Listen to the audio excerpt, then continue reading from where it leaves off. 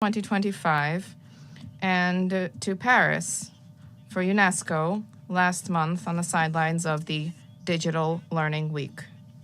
Excellencies, ladies and gentlemen, ministers, distinguished guests, dear partners, the DRC reaffirms our commitment to making AI an engine for inclusive, sustainable, strategic progress for our people and for the benefit of the international community. We stand ready to cooperate with all United Nations structures and bodies to achieve all of the goals of the global dialogue on AI governance in order to buttress the political momentum and future progress on AI, as well as to advance inclusive and responsible AI governance for humanity. Thank you for your attention. I thank Her Excellency Mrs. Sombo-Ayan for the statement. I now give the floor to His Excellency Mr. Thomas Quiber, Deputy State Secretary of Switzerland. Monsieur le Président, je tiens à... Mr. President, I would like to thank you for having convened this meeting to address one of the essential issues of our time. Addressing the impact of scientific and technological advances requires first and foremost that we understand and anticipate them. In October 2024, under the Swiss presidency, the Council adopted a presidential statement affirming its determination to more systematically take into account scientific developments so as to proactively identify critical areas for action in the area of peace and security. Therefore, we welcome the leadership of the Republic of Korea in continuing discussions on this important issue. Switzerland would like to highlight the following points. Firstly, the rapid progress of AI and the spread of its applications have repercussions across all aspects of international peace and security. This poses many challenges. For example, the speed of AI-based decision-making processes can defy human control, and excessive dependence on or insufficient control of AI in the use of force poses a danger.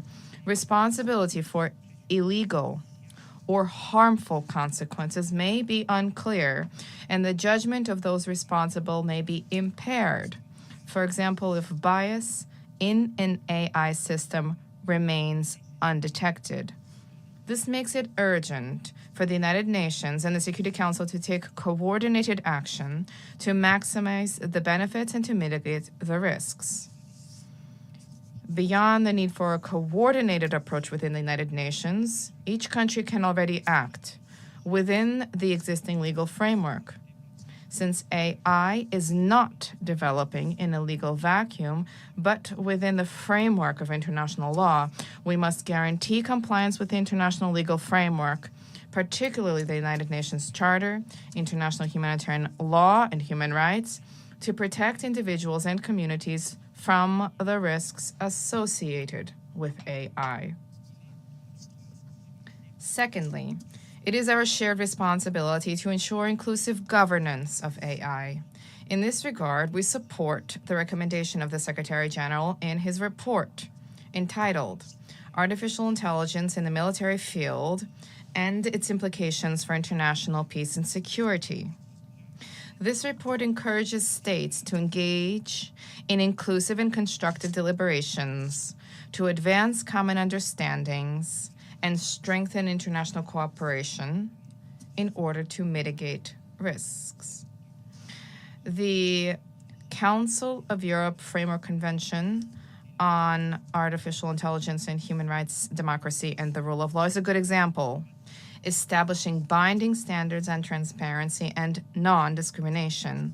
This convention, which was facilitated by Switzerland, complements existing international standards on human rights, democracy, and the rule of law, and aims to fill the legal gaps that could result from rapid technological advances. In order to mitigate the impact of AI, transparency is essential. We cannot regulate a technology without first understanding it.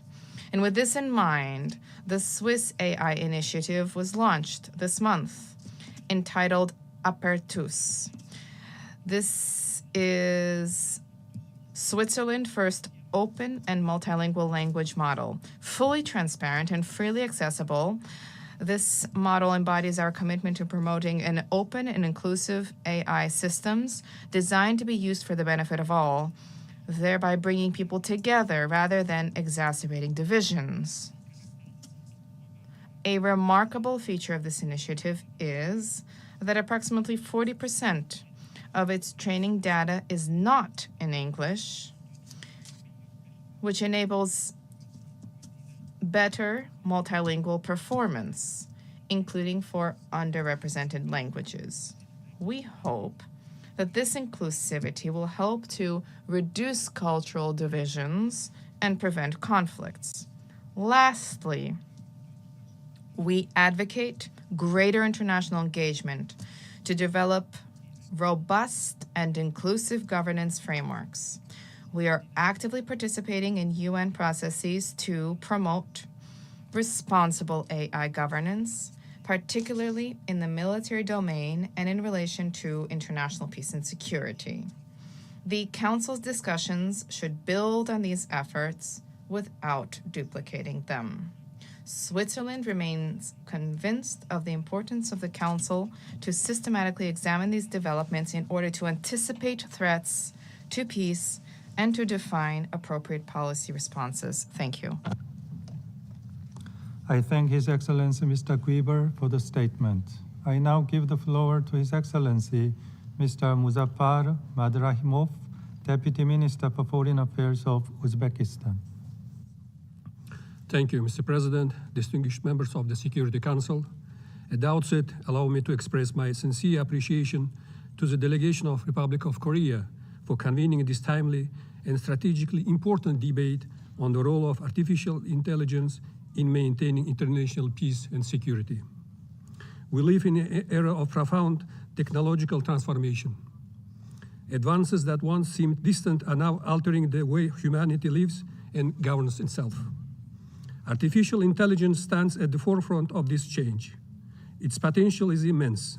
It can advance medical diagnostics and climate forecasting, improve transport system and governance, and transform economies. Yet, alongside these opportunities, there are grave risks.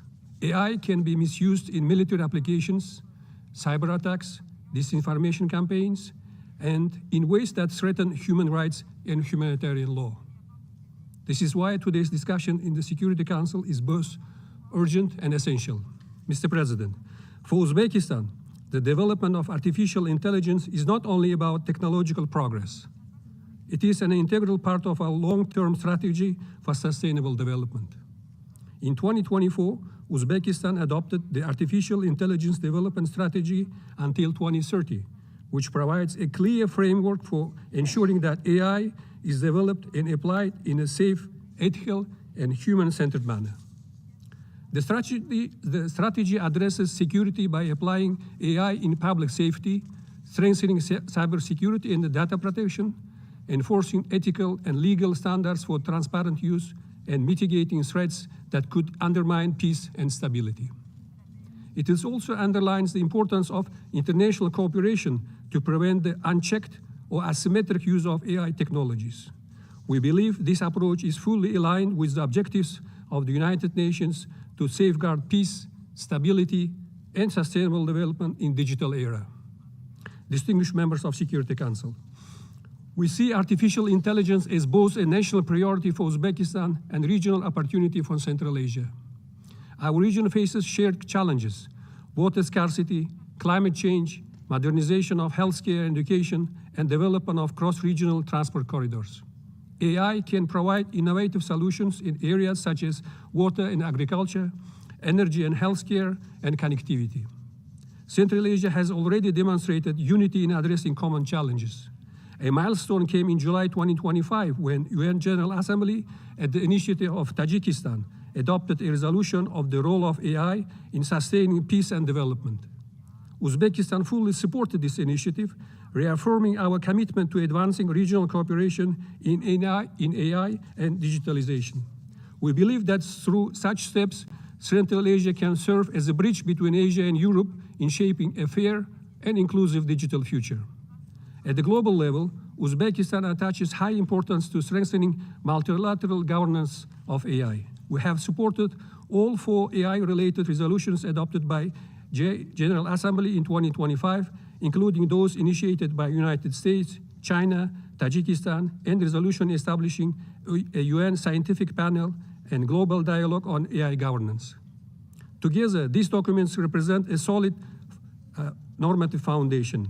It is now vital for the Security Council to complement this work by focusing specifically on the peace and security dimensions of artificial intelligence. In this regard, the President of Uzbekistan, during the general debate of 80th session of General Assembly, proposed the creation of international cooperation mechanism for sharing applied AI solutions in healthcare, education, and industry. This initiative aims to ensure that the results of scientific research and technological innovation are accessible to all, especially to developing countries most in need. We hope for your support and cooperation in advancing this initiative. Mr. President, the world is changing with unprecedented speed. Artificial intelligence can become a driver of shared prosperity and sustainable peace, or a catalyst of instability and insecurity. We must prevent digital inequality and technological divides. If left unaddressed, these gaps risk creating a new dependencies, deepening instability and eroding trust among nations. Uzbekistan firmly believes that through dialogue, international cooperation, and full respect for the Charter of the United Nations, we can ensure that AI serves the purposes of peace, development, and human being. We stand ready to work with all member states to help shape a fair, safe, and inclusive digital future. Thank you. I thank His Excellency Mr. Madrahimov for the statement. I now give the floor to Ms. Cordura Drege, Chief Legal Officer and Head of the Legal Division of the International Committee of the Red Cross. Mr. President, Excellencies, my remarks today are based on the ICRC's 160 years experience on the battlefield, where for every weapon introduced, our delegates have witnessed the results firsthand. Not the results claimed by the developers and users, but the actual results, the good, the bad, and the unconscionable. We have identified 3 applications of AI in the military domain that pose significant risks. AI in autonomous weapon systems, in military decision-making, and in information and communication technologies. Promoters of these new AI applications underscore their military utility, but each of them also carries risks. AI-enabled autonomous weapons can engage their targets in communications-denied environments, but AI increases the risk that human users will be unable to understand, predict, and control the weapon's effects, making it indiscriminate and unlawful under international humanitarian law. AI decision support systems can analyze vast amounts of data in seconds to produce recommendations for the commander. But their speed and scale, exacerbated by automation bias, might lead to simple rubber stamping, replacing human judgment rather than supporting it. AI-enabled cyber capabilities can identify and exploit new vulnerabilities in an enemy's computer systems. However, this also increases the risk of indiscriminate attacks, incidental damage to civilian infrastructure, and uncontrolled escalation of conflict. Mr. President, the claim that new weapons will be more humane, less lethal, more precise, has been made by all promoters of new technologies on battlefields for as long as the ICRC can remember. Chemical weapons were advertised as more benign than artillery in the First World War, blinding laser weapons as less lethal than bullets in the 1980s. But this is not what we have seen historically, and it is not what we are seeing now. If we contemplate today's most technologically sophisticated conflicts, we have not seen better outcomes for civilians, but rather the most appalling and indiscriminate devastation.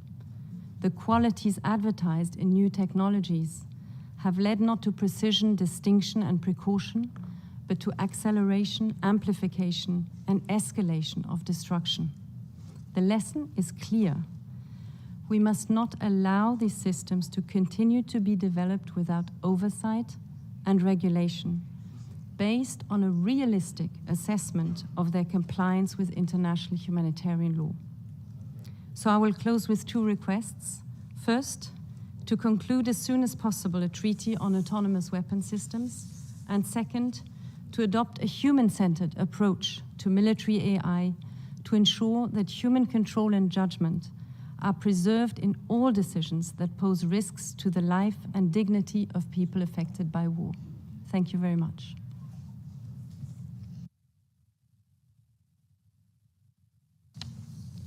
There are still a number of speakers remaining on my list for this meeting. I intend, with the concurrence of the members of the Council, to suspend the meeting until tomorrow, 26 September at 10 a.m. This meeting is suspended.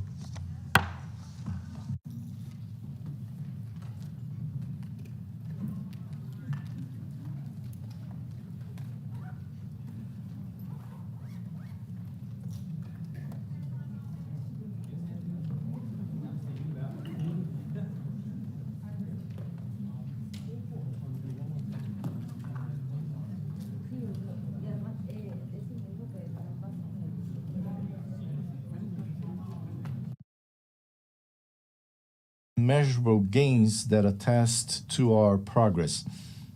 Between 2020 and 2022, our gross national per capita income reached $2,271, significantly surpassing the graduation threshold set at $1,306. At the same time, our Human Development Index showed remarkable progress, rising from 59.3 in 2002 to 91.4 in 2024, far above the threshold of 66 points.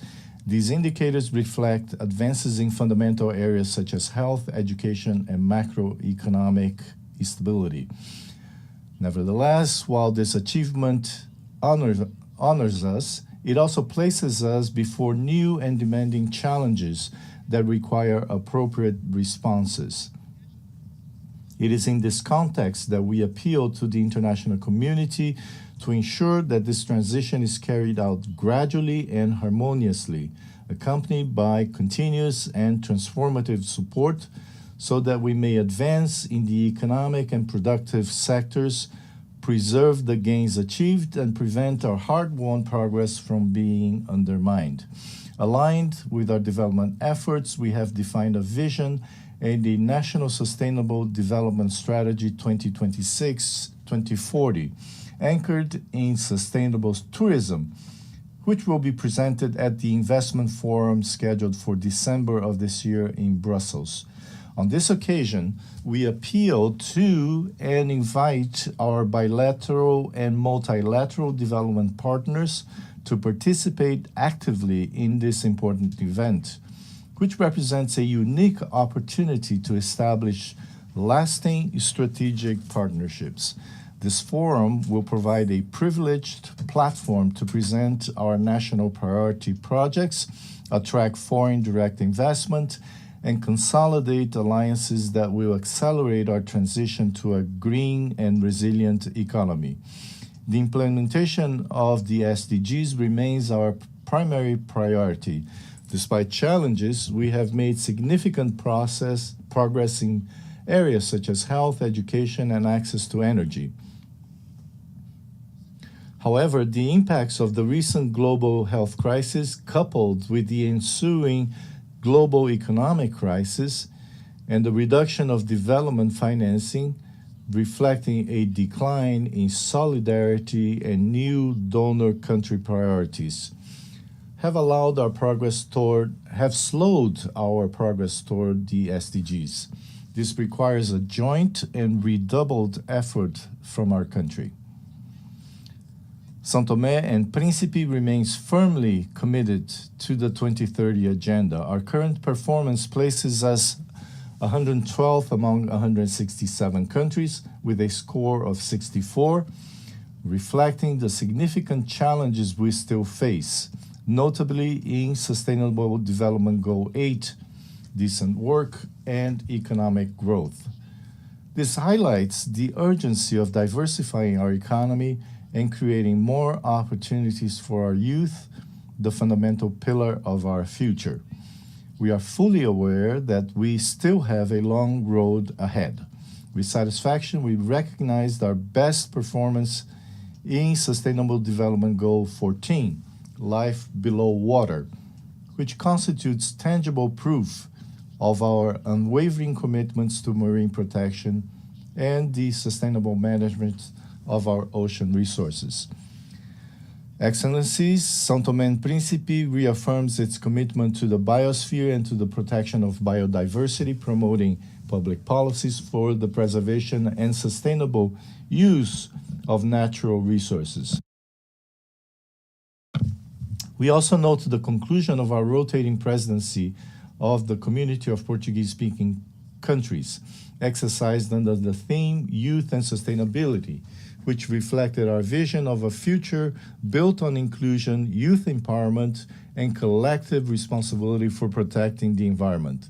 São Tomé and Príncipe is proud to be a pioneer in global biodiversity conservation, with the island of Príncipe having been recognized by UNESCO in 2010 as a World Biosphere Reserve, an acknowledgement of the exceptional nature of our ecosystems and of our exemplary commitment to environmental preservation. We now look forward with equal anticipation to the conclusion of the ongoing process that will, at the 5th World Congress of Biosphere Reserves, designate the island of São Tomé as a World Biosphere Reserve, along with the creation of 8 marine protected areas. Once completed, these initiatives will make São Tomé and Príncipe the first country in the world with its entire national territory designated as a World Biosphere Reserve, alongside extensive marine biodiversity protection areas. This will represent an unprecedented milestone in global conservation history and position our archipelago as a living laboratory of sustainability and global model for a small island developing states.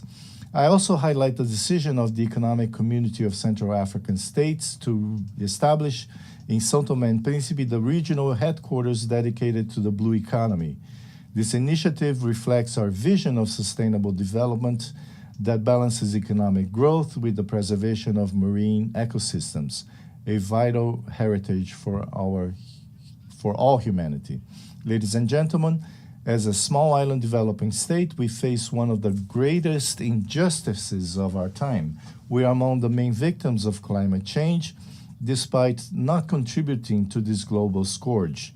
Our greenhouse gas emissions are practically negligible on the global scale, yet we suffer from heavy rains, floods, the destruction of infrastructure, displacement of populations, and social problems, all consequences of climate change driven by the irresponsible actions of the world's largest polluters. In light of this reality, we need new approaches to financing mechanisms that incorporate multidimensional vulnerability criteria, integrating environmental, climate, and structural risks that do not focus solely on per capita income. We require financial instruments that are more predictable and accessible, with concessional conditions, lower interest rates, and repayment terms compatible with our real capacity, as well as simplified procedures for accessing multilateral climate funds, namely the Green Climate Fund and the Adaptation Fund, whose current administrative complexity excludes countries with limited institutional capacity. These reforms are essential to ensure that international financing translates into tangible resilience and sustainable development for small island developing states. Excellencies, development requires a context of peace and security. We are deeply concerned by the proliferation of conflicts in various regions of the world, from Ukraine to Sudan, including the Sahel, the Great Lakes, and the Horn of Africa, causing immense human suffering and undermining development efforts in those regions of the continent. In this regard, we advocate for the peaceful resolution of all these conflicts because only silencing the guns can create an environment in which a better future with peace and development for all peoples can be built. São Tomé and Príncipe strongly condemns all forms of violence and aggression. We stand for full respect of international law and the Charter of the United Nations. We reiterate our call for a peaceful and lasting solution for the Israeli-Palestinian conflict based on the coexistence of two states with secure and internationally recognized borders. We urge the international community to intensify support for African peace and security initiatives, always respecting African leadership and endogenous solutions. São Tomé and Príncipe solemnly reaffirms its unwavering commitment to the fundamental principles of non-interference in the internal affairs of sovereign states and respect for territorial integrity, essential pillars of the international law and the UN Charter. São Tomé and Príncipe also express its deep concern regarding the persistent disregard of the international community's appeals for the lifting of economic, financial, and commercial restrictions imposed on the Republic of Cuba. We observe that with concern, the worsening of these policies through new extraterritorial measures that compromise Cuba's economy and affect its resilient people. Domestically, we remain committed to consolidating peace and stability, essential conditions for our progress.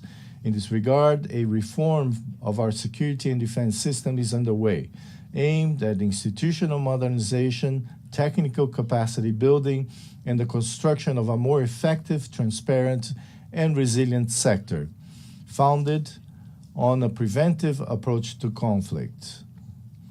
However, this is a demanding process that requires the cooperation of our international partners, both technically and financially, to guarantee its success.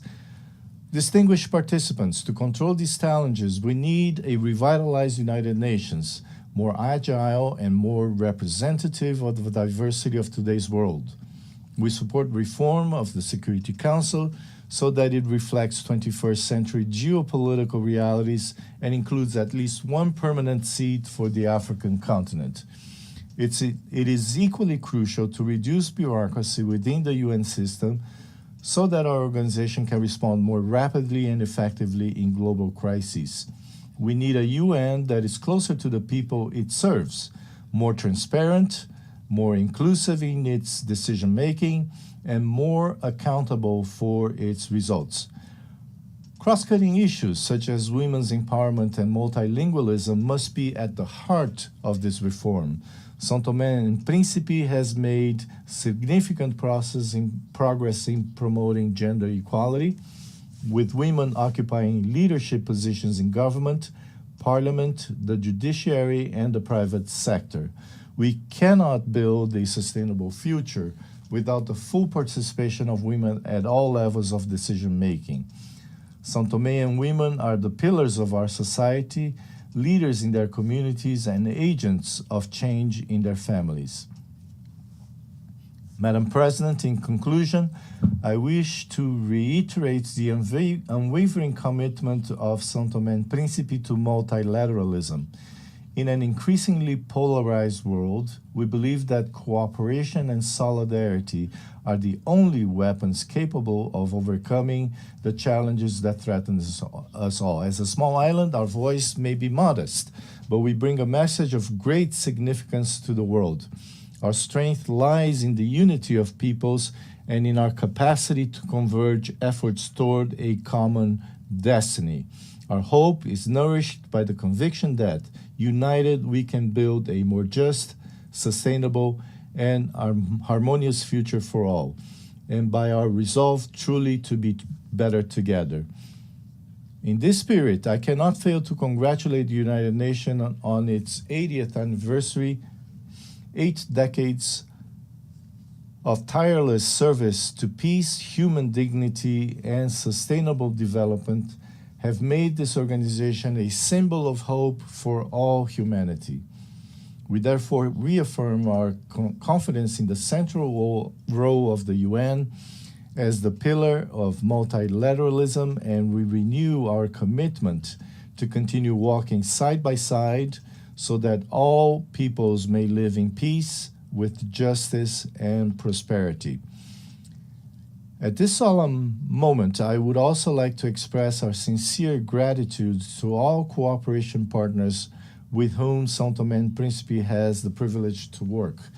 In particular, I highlight the support of the United Nations and its various agencies, whose contributions have been decisive in strengthening institutions and improving the living conditions of the São Toméan people. Our gratitude also extends to our bilateral, multilateral, and regional partners, whose solidarity has allowed our country to overcome structural challenges and move forward on the path of progress. São Tomé and Príncipe will continue to be an active voice and make its contribution on the international agenda, advocating for democracy and peace, for justice and equality, for sustainable development, and for a prosperous and shared future centered on people and on the good of humanity. Together, we can build a world where no child, youth, woman, or elderly person goes hungry or suffers violence, where no family fears climate change, and where all peoples can live in peace with dignity and happiness. Thank you.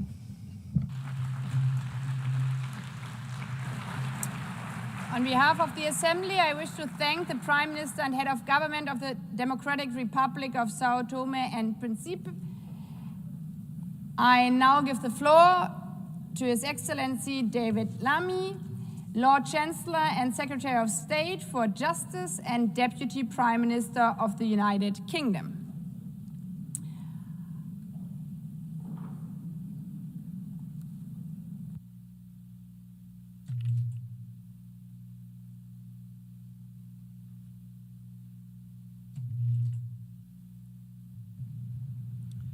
Well, thank you, President, Your Excellencies, colleagues, and friends. Having witnessed the United Nations work throughout his life, His Majesty the King has asked me to offer a personal message of his congratulations to the UN on its 80th anniversary. The United Nations is a powerful testament to our collective determination for a better world.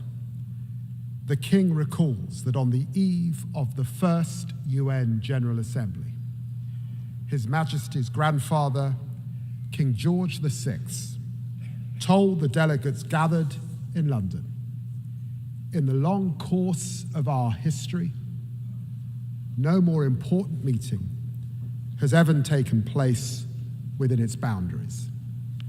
Millions of people across the United Kingdom, the Commonwealth, and the wider international community share the view that the UN's founding principles and the work of its organizations remain essential, particularly as the world must face new and pressing challenges.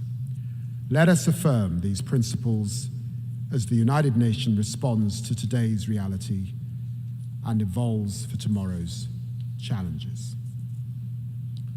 My friends, today I echo His Majesty's sentiments, and I join him in celebrating the remarkable institution's proud 80 years as we reaffirm our historic commitment to the United Nations. We must face the challenges of the present. A present in which we in the United Kingdom do not stand up for one nation's rights whilst ignoring others, but act resolutely with the Charter as our compass. This is why I want to address directly the Israeli-Palestinian tragedy. What is happening in Gaza is indefensible. It is inhumane. It is utterly unjustifiable, and it must end now.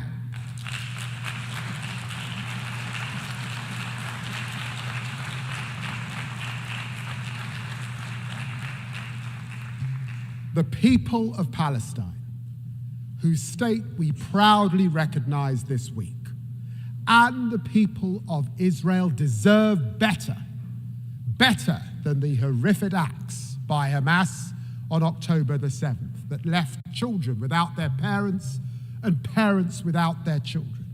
Better than the torment of families waiting desperately for the return of their loved ones from the most barbaric captivity. Better than the fanatical rule by Hamas, a vile, pitiless terrorist organization that must have no future in Gaza. Better than Israel's denial of life-saving humanitarian aid and the catastrophic famine that it has caused. As Israel escalates its military operations and displaces Palestinian families again and again and again, there can be no answer to these horrors but concerted diplomatic action to keep the hope of peace alive.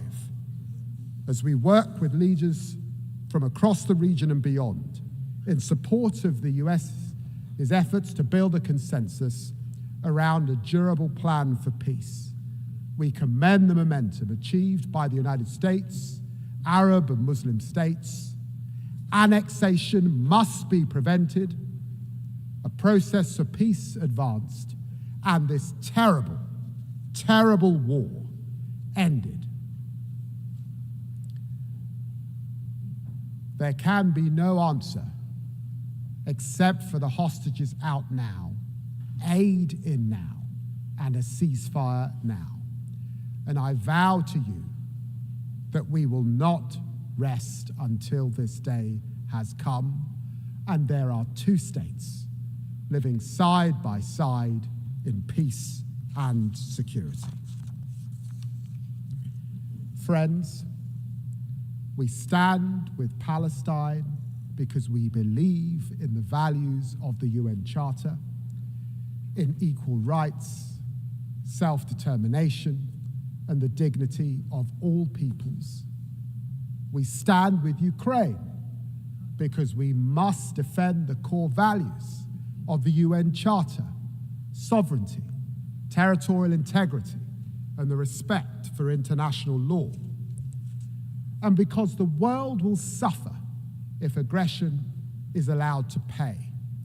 We must all strive for a just and lasting peace in Ukraine, which maintains the integrity of our UN Charter and sees Ukraine emerge from Russia's brutal war as a sovereign, secure, and independent nation.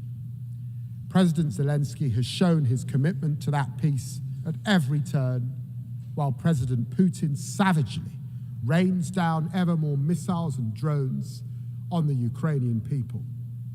Our message to Ukraine is clear. We will stand with you today, tomorrow, and 100 years from now. We also stand with the people of Sudan because we never forget the values of the UN Charter, of human rights, and the pursuit of peace for all men and women. This is a conflict waged against Sudan's civilian population, millions displaced, more facing famine. As I speak, the long-besieged city of El Fasher is falling, its people facing unspeakable atrocities. The people of El Fasher and all across Sudan need the international community to come together to make renewed efforts to achieve peace and allow aid to reach those who desperately need it now. We do all this with our charter as our guide, in the name of the equal rights of men and women and nations large and small. The United Nations and its reform are vital, because we need our United Nations more than ever to confront these tragedies and to face our historic opportunity as we are living through a moment of revelation. A new technological frontier is coming into view. We are entering a bracing new era of promise, power, and potential. You know, my friends, to live through the Industrial Revolution was to see the first iron bridges that mankind had made, the first railways, the first smokestacks. And to live today through the technological revolution as we are, it is to witness the coming of the internet, the spread of smartphones, and now the dawn of super powerful AI. This is a lightning strike of change, a technological revolution which our leading scientists think could only be compared to the Industrial Revolution, compressed into a decade. This is a moment of truth for us, our institutions, and our ability to work together. And I believe we must act. I see promise on this technological frontier. AI is the most powerful new lever we have to advance the Charter's vision of social progress, better standards of life. This is why it is at the very heart of my own country's growth plan. I believe that by embracing artificial intelligence, we can all build better businesses. We can better fight crime. Look, for example, at dirty money. By spotting fraud in real time, we can crack down on illicit finance, a fight we will lead at a UK-hosted summit next year. And AI is not hypothetically making lives better, it is already saving them. At Imperial College, a new AI stethoscope detects major heart conditions in seconds. In our National Health Service, AI mammogram trials double the speed of diagnosis. And AI research tools are unlocking new drug combos to fight cancer. On the horizon, the promise of fusion power, powering limitless servers through quantum computing, enabling ever stronger AI, could unleash ever more advanced biotech. This is the defining opportunity of our generation, and we must run towards it with hope. I believe in this promise. I believe in our UN values, which is why this promise must now be shared. We are witnessing a truly historic surge in investment in AI. This investment promises outstanding productivity gains, and with it, growth of historic proportions. Yet while this promise may well be diffuse, for now it remains concentrated. But there's not just possibility on the technological frontier. There are profound challenges as well, as AI is being used to consolidate repression, fuel disinformation, empower criminals across the internet. Authoritarian states, notably Russia, are manipulating large-scale, large language models so that chatbots answer in the voice of their propaganda across the world. Organized crime is using AI to supercharge their scams, deceiving victims on an unprecedented scale. This is the truth. AI can empower freedom, or it can entrench repression. AI can empower truth, or it can entrench lies. AI can empower law, or it can empower crime. Only by cooperation together can we set artificial intelligence on the right millennia-defining course? So my question is this: how can we most effectively share the glittering prizes of this new era across our global community? Well, this is how.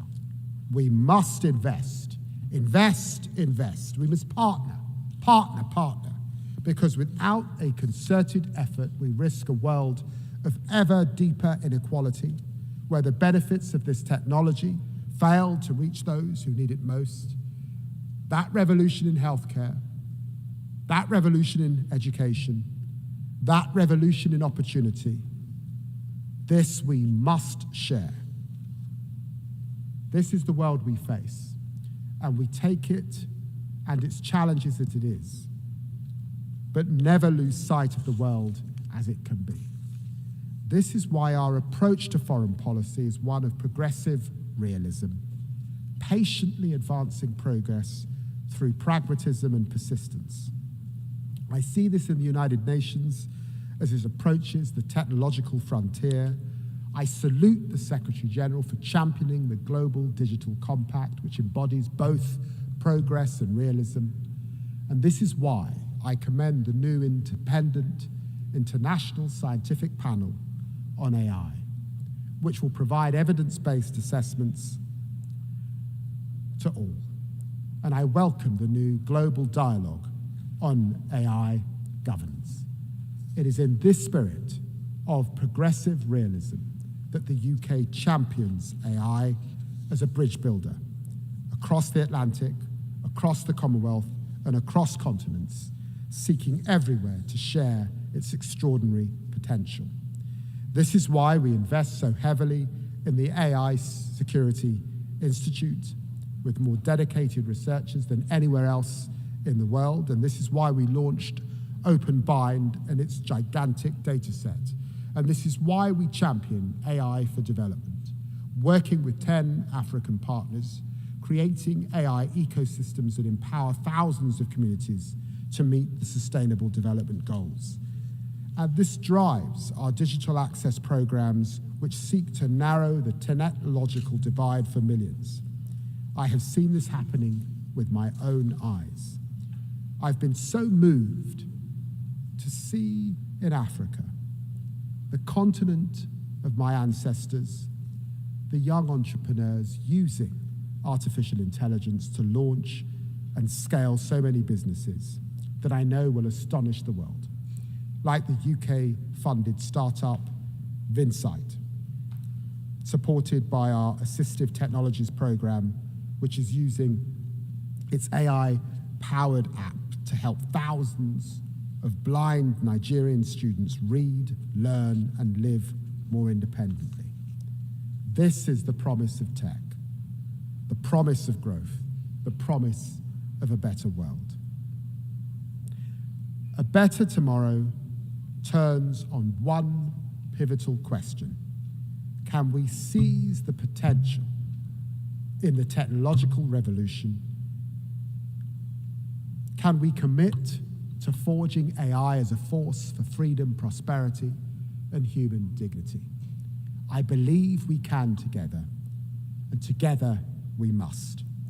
Thank you very much indeed.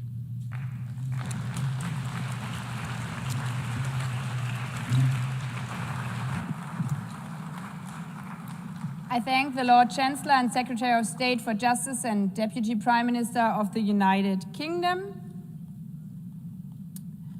I now give the floor to Her Excellency Beate Meilen-Reisinger, Federal Minister for European and International Affairs of Austria.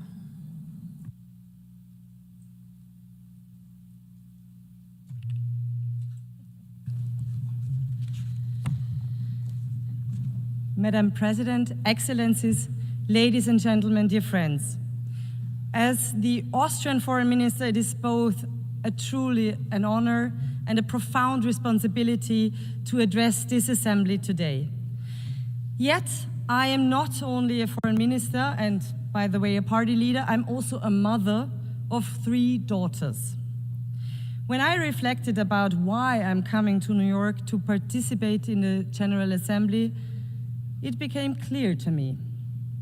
The values of the United Nations are the very same values that my husband and I try to pass down to our children.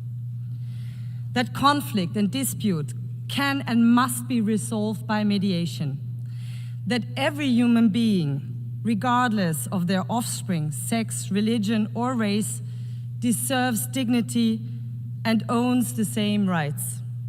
That rules have to be followed by everyone, and big problems can only be solved together, and that every one of us has the responsibility to act not only in their own interest, but to work for a better future for everyone. I suppose that all parents around the globe share a common wish for their children to grow up with the promise of a bright future, especially now, especially in critical times like these. Especially in times when these values and simple rules are threatened by disrespect. Madam President, Excellencies, when I listen to my oldest daughter, a teenager, I sometimes get the feeling that weighs really heavy on me. Namely, that for our children, for my children's generation, the future does not seem brighter than the present. We all can sense that there are fundamental fears of war and conflict, fears of climate change, of radicalization, of fundamentalism, and the division of our societies. That burdens me deeply as a mother, but also as a leader. I believe that the most powerful and most important promise leaders can make is to do everything in their power to ensure that our future is at least a little better than the present. Yet today we cannot close our eyes to the gap between this aspiration and the harsh reality we live in. For example, in Gaza, where devastation, starvation, and despair have reached terrible proportions. For Austria, it is clear the attacks of Hamas on Israel on October 7th were horrible and beyond imaginable brutality. They must be condemned by all of us. We have said it from day one and will continue to do so. Hamas must immediately and unconditionally free all hostages and its rule in Gaza and hand over its weapons. At the same time, nothing justifies the devastating humanitarian catastrophe we are witnessing in Gaza. Civilians must be protected at all times. There is no justification for violating international law, including international humanitarian law. Austria is not only, because of our own historical responsibility, a friend of the people of Israel, but the actions and decisions of the Israeli government break my heart. This war must end now. The hostages must be freed, and humanitarian aid must reach the suffering civilians in Gaza as soon as possible.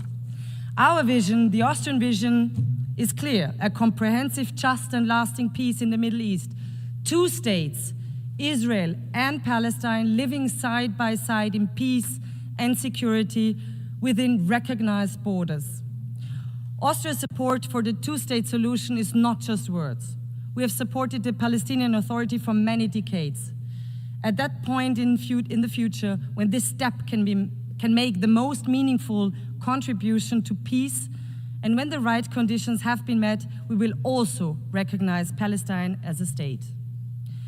We welcome President Abbas' condemnation of the October 7th attacks, his call to free the hostages, the prospect of elections, and his demand to disarm Hamas. We thank all those who took a huge effort to end this war and bring solutions for peace and security to this region. These are steps towards peace, and Austria will work with all partners to turn them into reality. Madam President, Excellencies, we all see the basic principles of the Charter challenged in Ukraine, where Russia has been waging an illegal and unprovoked war of aggression against its neighbor. A very brutal war with horrific numbers of dead and wounded, soldiers and civilians. We support US and all efforts to end the war through high-level diplomacy. Since the beginning of the war, and especially since March, many initiatives have been launched to end this war. Ukraine showed several times that they are ready for peace. But instead, Russia continues its attacks on cities and villages, on schools, on hospitals and kindergartens. Russia even escalates now towards the EU and NATO countries, and this is unacceptable. Austria calls urgently for an immediate ceasefire as a precondition for genuine talks to end this war. Russia cannot simply talk peace during the day and bomb during the night. And it is absolutely clear that it is up to Ukraine and Europe to decide on our hopefully common future and security architecture. But Ukraine and Gaza are not alone. In Sudan, civilians face massacres while a humanitarian catastrophe unfolds on an unparalleled scale. In Haiti, gang violence and organized crime hold an entire nation hostage. In Afghanistan, women and girls are denied their most basic human rights. Against the backdrop of rising insecurity and armed conflicts, countries are now heavily investing in security and defense, also in Europe, also in Austria. We all have the duty to protect our citizens. This is necessary as we are confronted with the biggest war on our continent since 1945. But let us not fool ourselves. Growing nuclear arsenals or uncontrolled autonomous weapons systems will not make our world a safer one. While we all must ensure the safety and security of our populations, we must never give up on international humanitarian law, and we must ban weapons which kill randomly. Excellencies, today we face growing disregard of the UN Charter itself, a rising tide of coercion and unilateralism, a dangerous erosion of trust. The United Nations were born out of the ashes of war and the promise of never again. Does the UN still live up to this promise? Is the UN still fit for purpose? What we do today matters. We must not fail our ancestors. We must not fail our population. We must not fail our children. We must therefore ensure our activeness, an active world community, and effective United Nations that can deliver. Austria is ready to do its part to fulfill the UN's promise, to engage in open and fair dialogue, to build true partnerships, to rebuild trust that has been eroded by reckless actions of one country without considerations of others. It is about time to rebuild partnerships. It is about time to rebuild trust. That is why Austria presented its candidacy for the UN Security Council for 27-28 already back in 2011. We strongly hope to count on your valuable support at the elections in June next year. Why should you support us? Austria is a rather small country and a military neutral one. We are a reliable host country, proud host country, of one of the UN headquarters in Vienna and support the Secretary General's reform efforts. Many negotiations in Vienna took place that have bridged divides and saved lives. We know that small countries depend on the rule of law, on diplomacy, transparency, and inclusiveness. That's why we will serve the entire international community if elected. We champion international law, the protection of civilians, disarmament, and UN peacekeeping. More than 100,000 Austrians have served as peacekeepers around the world since the 1960s. We are a reliable development partner and make our contribution to the enormous challenge of climate change. And no, denial will not help us to adapt to this challenge. This is why Austria is proud to co-chair the UN Climate Security Mechanism this year. Excellencies, the people of the world, our populations, the children of the world, rely on us. They trust us to protect peace, prosperity, stability, and healthy United Nations that delivers answers to global challenges. 80 years ago, our predecessors gave the world a charter and a promise for a better future. Let us renew this promise and work hard so that the future is better than the present. Thank you very much.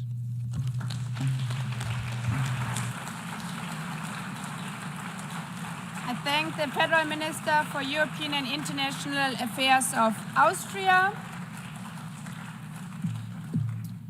I now give the floor to His Excellency Juan Ramón de la Fuente Ramírez, Minister for Foreign Affairs of Mexico.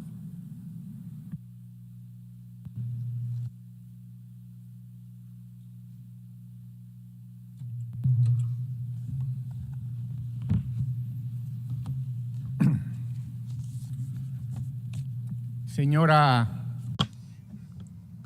Madam President, Excellencies, the time of women has come, and Mexico has made this very clear through the landslide election of Dr. Claudia Sheinbaum Pardo as the first female president of our country. It's an honor for me to participate in this assembly representing her and being the voice of a government that is delivering the transformation of the public life of Mexico. I come from a country that was born in the wisdom, bravery, and dignity of its original peoples, with a rich political history of extraordinary heroes and heroines who built a free, independent, and sovereign country. Now, we must also say that we are becoming an ever more prosperous country with shared prosperity. The Mexican people are a fraternal people, both within and beyond our borders.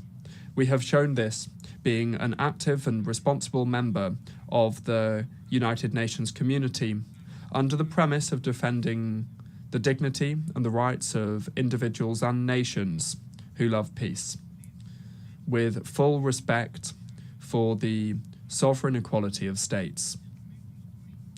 The historic time that we are living through in Mexico, under the leadership of our first female president, is rooted in a vision that we have called Mexican humanism. The trail blazed over the last 7 years is a clear one and has a universal vocation, that is, to build a society based on democracy, freedom, equality, and shared prosperity for the benefit of everyone, putting the poor first. The guiding pillar of this project is a vision of justice, full recognition of the dignity of people, and inclusive social development without discrimination. It is a project that establishes a separation between political and economic power, that moves towards achieving a moral economy that seeks coordination and cooperation with external actors, and doesn't accept any type of subordination, because national sovereignty is non-negotiable. This new way of doing politics has given voice and agency to those who were historically marginalized and forgotten. Women, girls, indigenous peoples and persons of African descent, youth, LGBT plus persons, and the elderly. And the results speak for themselves. The UN itself has recognized that 13.5 million Mexicans were raised out of poverty thanks to a policy of labor justice and social programs. Inequality is being reduced, peace is being built and violence contained, justice has reached indigenous peoples, there is democracy, freedoms, plurality, and the right to dissent. Justice is being transformed, and today, an indigenous person is president of the Supreme Court of Justice of our nation.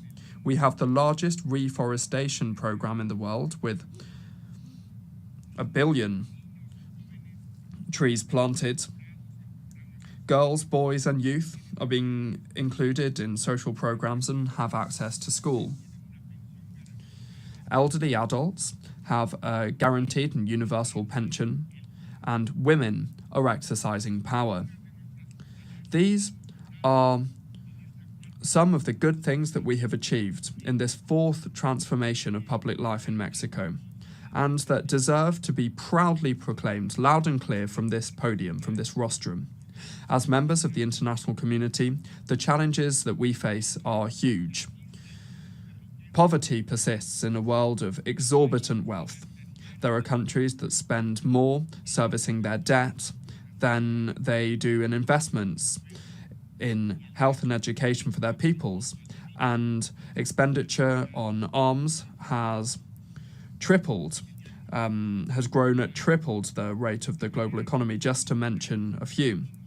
And the diagnostic has always been clear: the arms race, the immoral concentration of wealth, violations of international law and of human rights are the fuel that fuel the flames of war and violence. Mexico has not forgotten the lessons of history.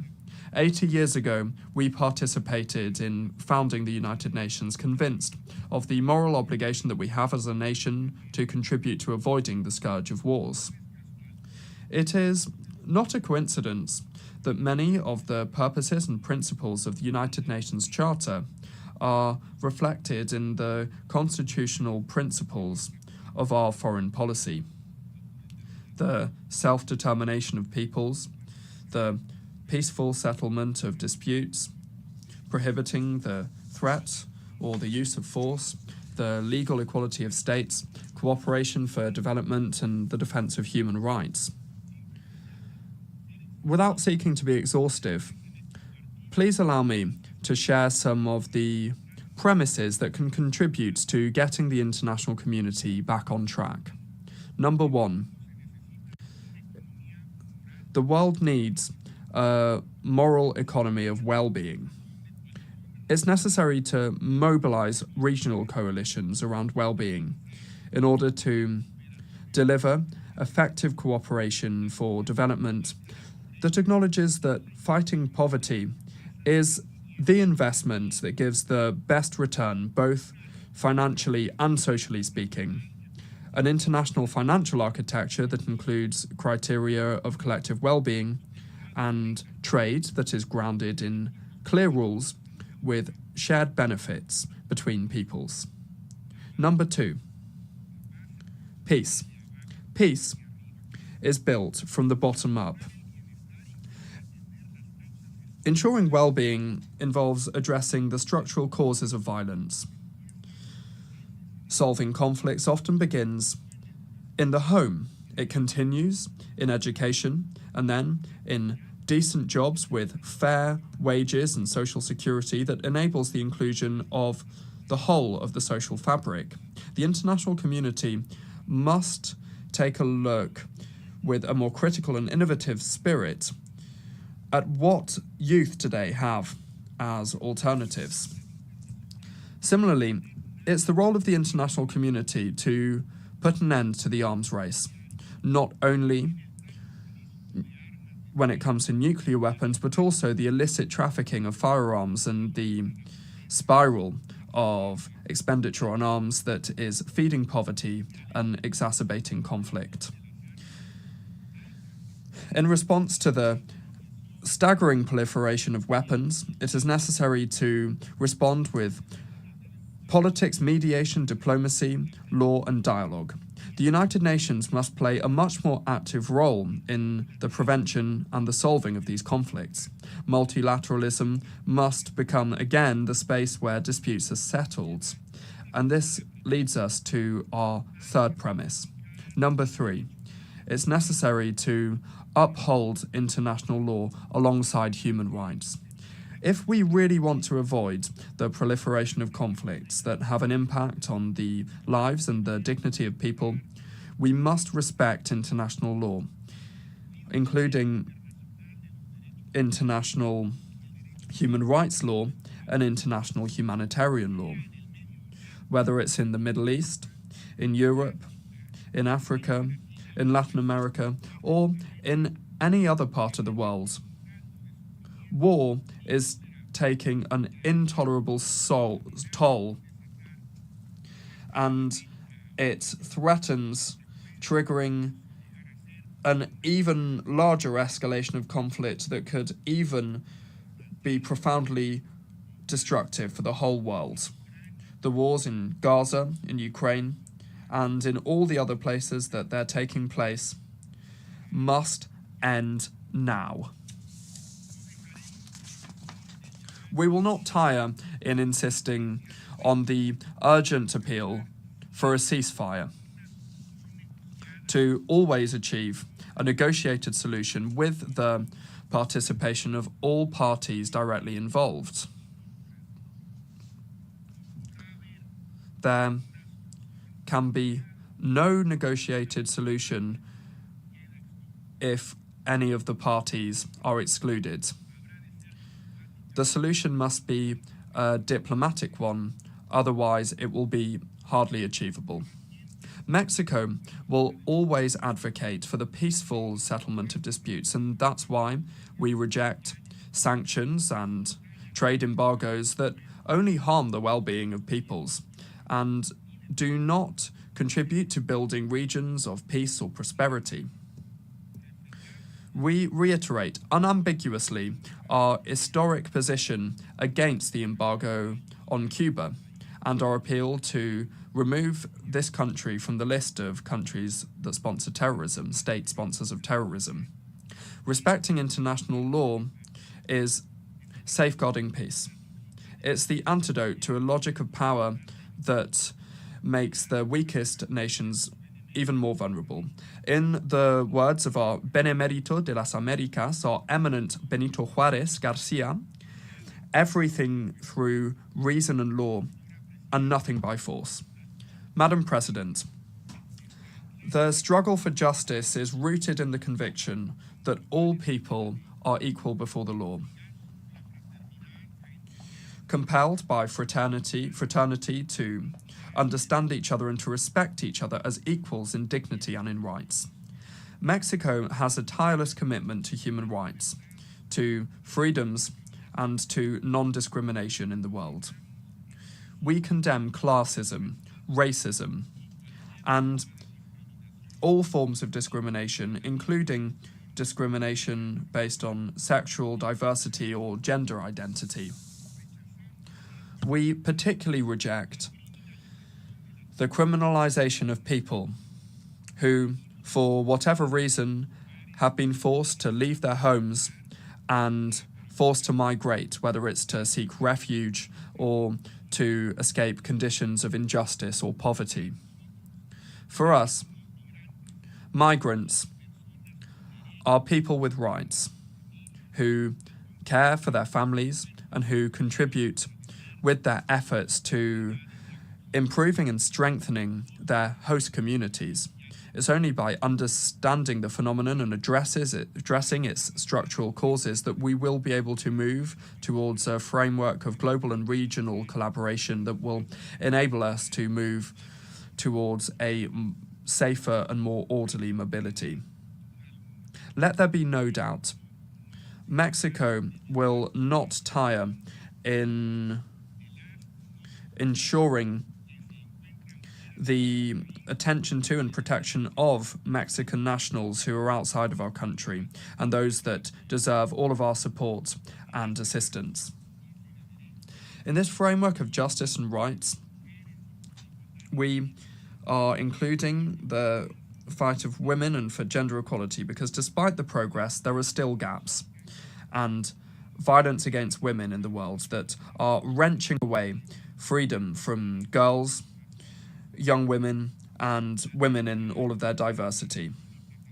30 years since the Beijing Declaration and Programme of Action, the diagnostics and the roadmap are clear, and we invite all nations to mobilize to accelerate the progress towards gender equality. In my country, the transformation of consciences has been intrinsically linked to the fight for gender equality. Today in Mexico, we are seeing gender parity prevail in the legislative and judicial branches of government, in public policies. We are including a strict gender perspective, and that has been enshrined in our constitution. Madam President, 80 years since the United Nations was created, we must recognize the grave dilemma that it faces, and this is something that can not be delayed. The United Nations must assert itself once again as an institution that not only helps to contain war and prevents pandemics, but also shapes narratives that lead to public policies for human dignity. We believe that the United Nations must go back to its purposes and its principles and return to its fundamental pillars, which are the maintenance of international peace and security, sustainable development, and the protection and promotion of human rights. It is necessary to get back to these objectives, and everything must revolve around this, from working on the budget to reviewing the thousands of mandates that we have given to the Secretariat, many of which really are not that useful today. The legitimacy of the United Nations will depend increasingly more on its ability to respond to the grave challenges that the world faces. We trust that the next Secretary General, who we hope will be a woman from our region, will accelerate progress,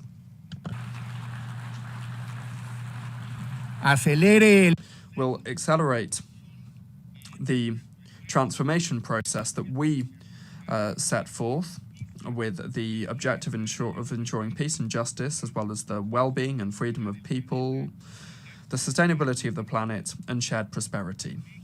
In Mexico, Excellencies, colleagues, Madam President, in Mexico, the time of women has come, and it's going very well for us.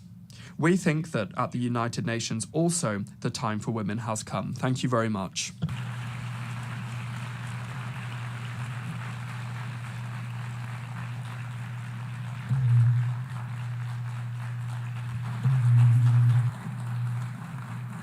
Je remercie le ministre.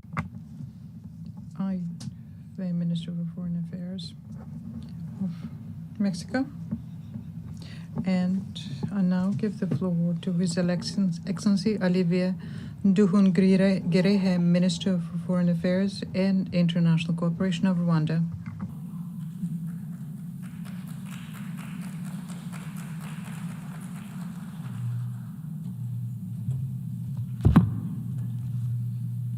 Your Excellency Annalena Baerbock, President of the 80th General Assembly, Your Excellency Antonio Guterres, Secretary General of the United Nations, Excellencies, Heads of Delegation, ladies and gentlemen, good evening. Allow me to begin by congratulating Her Excellency Annalena Baerbock on her election as President of the 80th session of the United Nations General Assembly.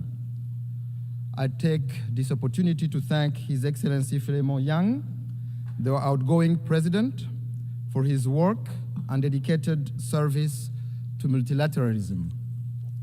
Rwanda extends its gratitude to Secretary General Antonio Guterres for his comprehensive report on the work of the United Nations aimed at improving its efficiency. In this regard, Rwanda has formally expressed interest in hosting UN agencies as part of our shared commitment to a cost-effective and decentralized UN system. We reiterate our support to the work of the United Nations and the Secretary General, particularly in advancing peace and security and drive progress on sustainable development goals. Excellencies, this year, the United Nations turned 80. This journey has not been without challenges. Fast changing realities, including economic shocks and the legitimate aspirations of regions long denied a voice, compel us to quickly adapt to make the UN fit for purpose. That is why Rwanda strongly supports reforms, especially of the Security Council. The composition of this body does not reflect current realities. Africa is a 1.2 billion people strong continent where most of the conflict of the Security Council's agenda reside. Therefore, it cannot remain excluded from permanent membership. Excellencies, the United Nations development pillar remains central to advancing peace, prosperity, and dignity for all. We commend the UN development system and its partners for their tireless efforts in supporting countries to address pressing development challenges, from poverty eradication to climate resilience, and in driving forward the ambition of the 2030 Agenda. This 2030 Agenda for Sustainable Development embodies our collective aspirations for a just, inclusive, and prosperous world where no one is left behind. Rwanda remains firmly committed to its full implementation, recognizing that connectivity, innovation, and inclusive development are indispensable drivers of progress. Despite global challenges such as the existential threat of climate change and widening technological inequalities, Rwanda has taken bold steps to align national priorities with the SDGs. These efforts demonstrate that development, connectivity, and environmental stewardship can move forward hand in hand. Yet, the persistence of unequal access to finance, technology, and markets threatens to widen the gap between those with means and those without. In this context, solidarity among nations through development cooperation has contributed to bridging development gaps.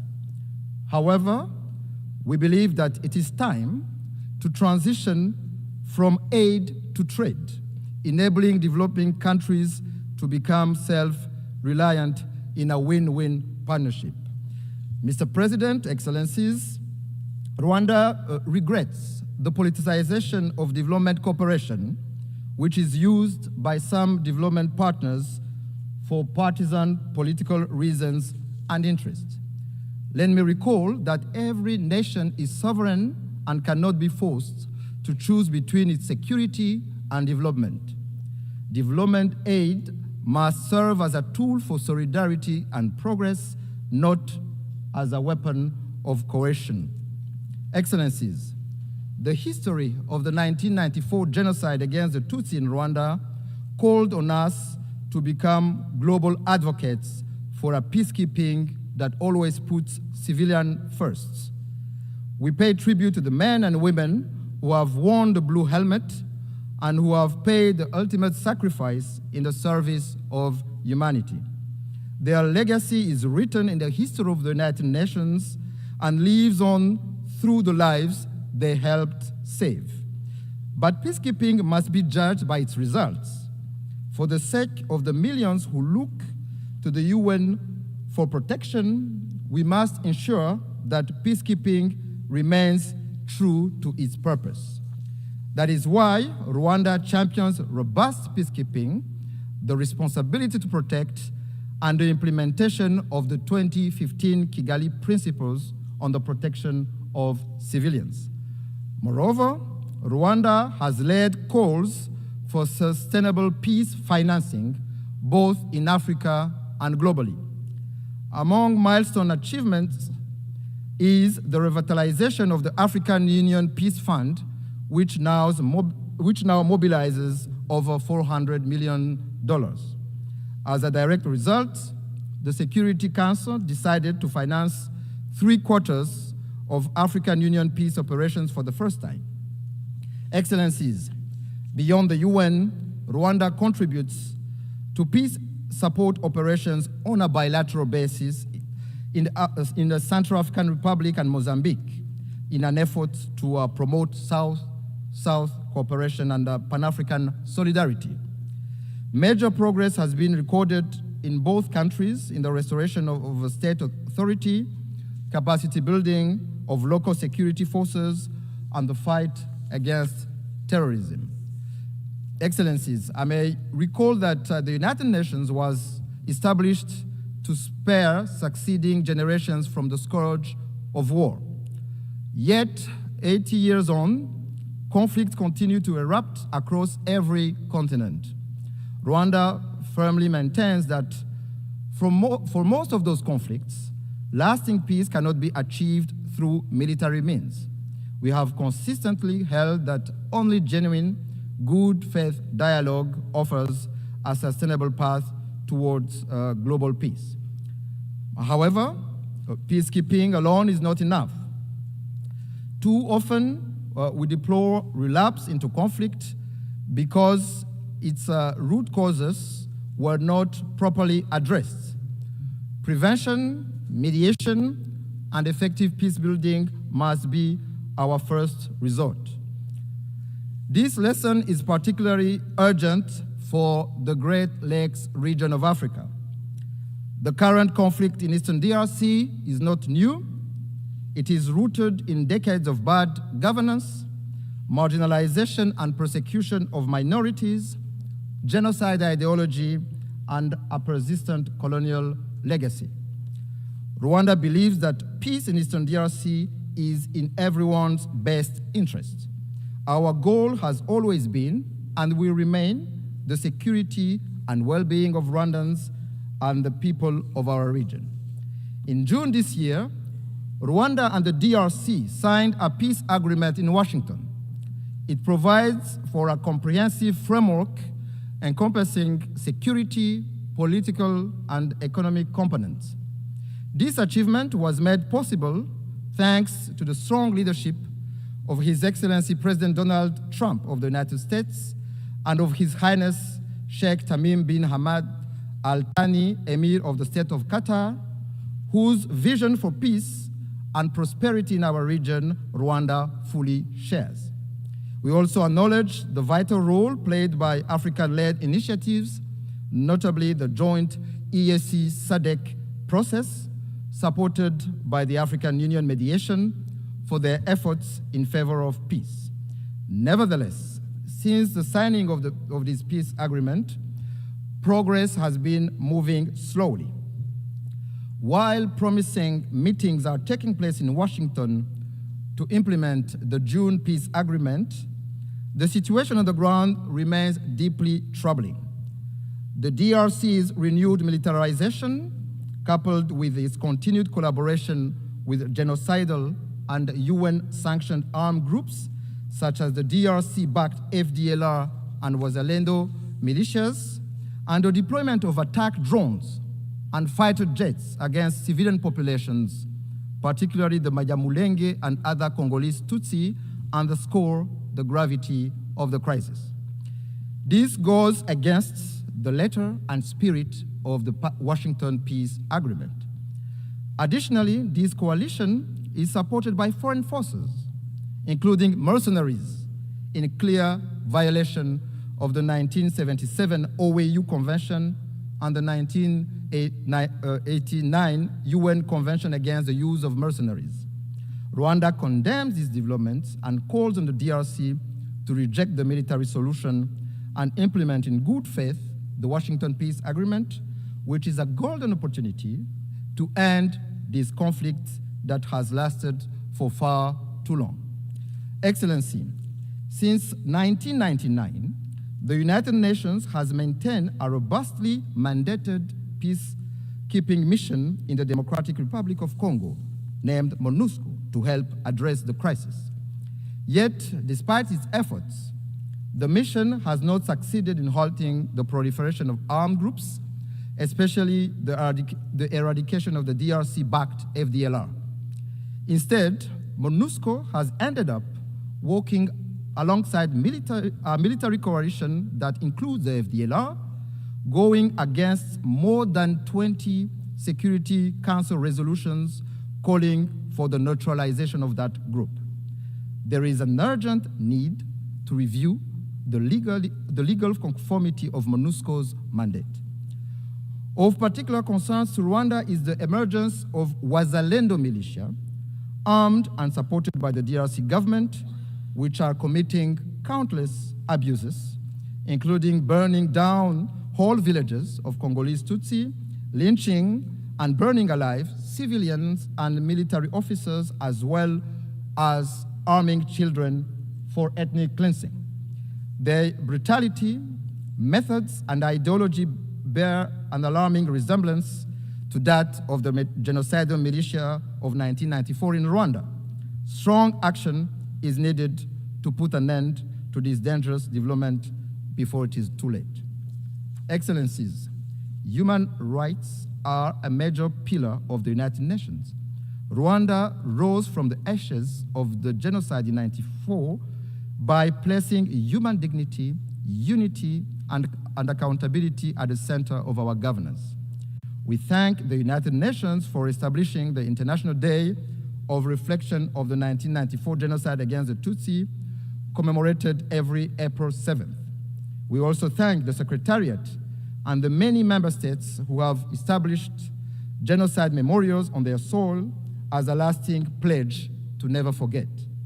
Equally, we commend the work of the International Criminal Tribunal for Rwanda and the residual mechanism for prosecuting genocide perpetrators. However, Rwanda is deeply concerned about the persistence of genocide ideology and related crimes in Eastern DRC under the watch of the international community and the UN itself. We call on the international community to not turn a blind eye once more for what is clear to see. The targeting, persecution, and massacre of Congolese Tutsi, including the Banyamulenge community, amounts to crimes against humanity which have all the early warning signs of a genocide. Indeed, genocide follows a pattern. It follows clear stages. It is not an umbrella term. It is defined by international law. Genocide targets a specific group for who they are, with the intent to exterminate them as such.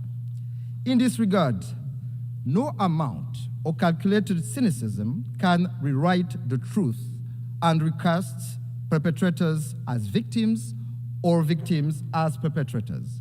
These are denialist behaviors often deployed by perpetrators. In the same vein, no claims from a government arming a genocidal militia will change the facts of history. Financing and providing weapons to a group with a proven genocidal record and ongoing intent is nothing less than complicity in the crime itself. I must say that if there are crimes in the DRC committed for economic gains, they have clear names. Those are corruption, bad governance, and the embezzlement of public funds. Mr. President, Excellencies, I wish to conclude by reaffirming that Rwanda stands ready to work alongside all member states to ensure that the United Nations remains a force for peace, justice, and sustainable development. While the challenges and solutions for multilateralism are clear, it is political will that must guide us today to build a UN fit for purpose.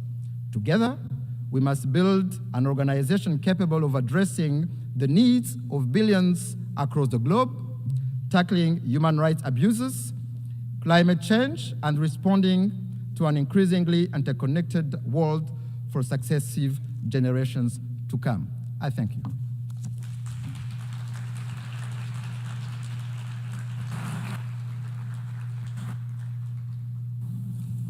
Je remercie. I wish to thank the Minister for Foreign Affairs and International Cooperation of Rwanda. I now invite Her Excellency Maria Gabriela Sommerfeld Rosero, Minister for Foreign Affairs and Human Mobility of Ecuador, to address the Assembly.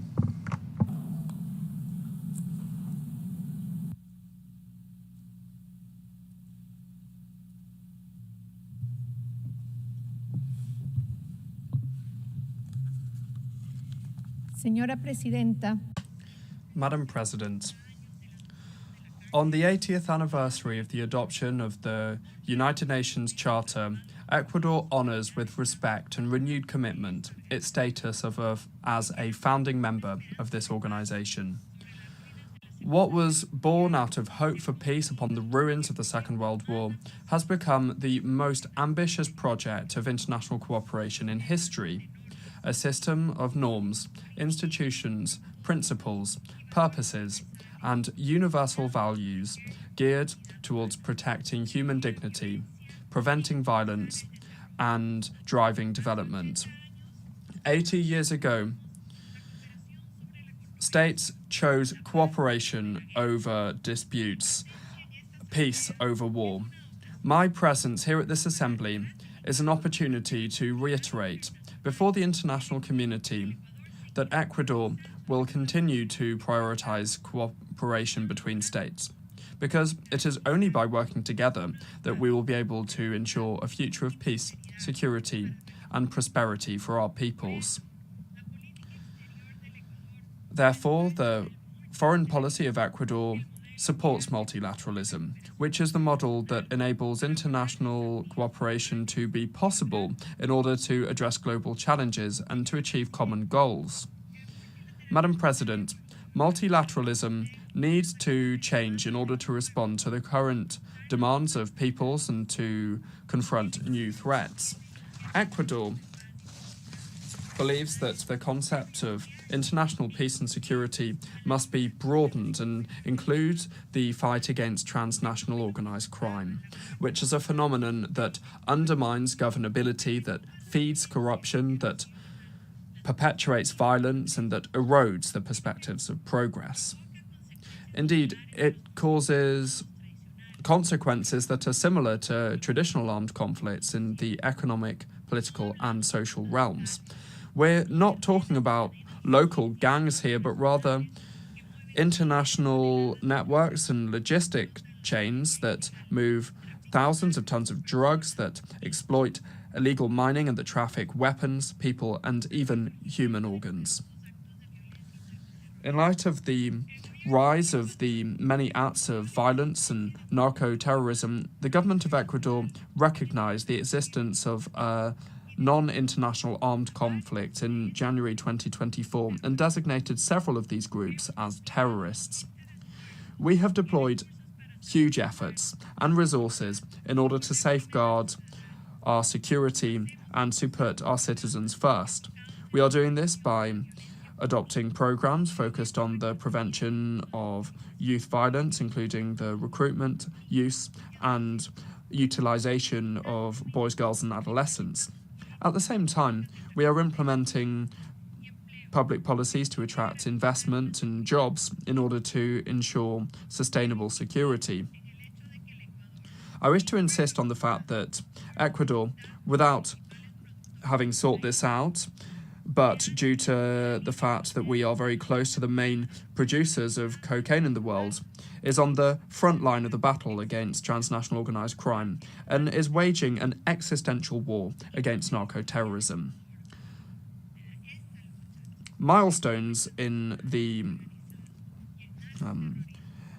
fight of Ecuador against transnational organised crime and narco-terrorism include the seizure of 295 tons of illicit drugs in 2024, as well as the decision to call on friendly countries to provide their support in different areas of this confrontation, because given the potential of joint military operations fully respecting the constitutional framework.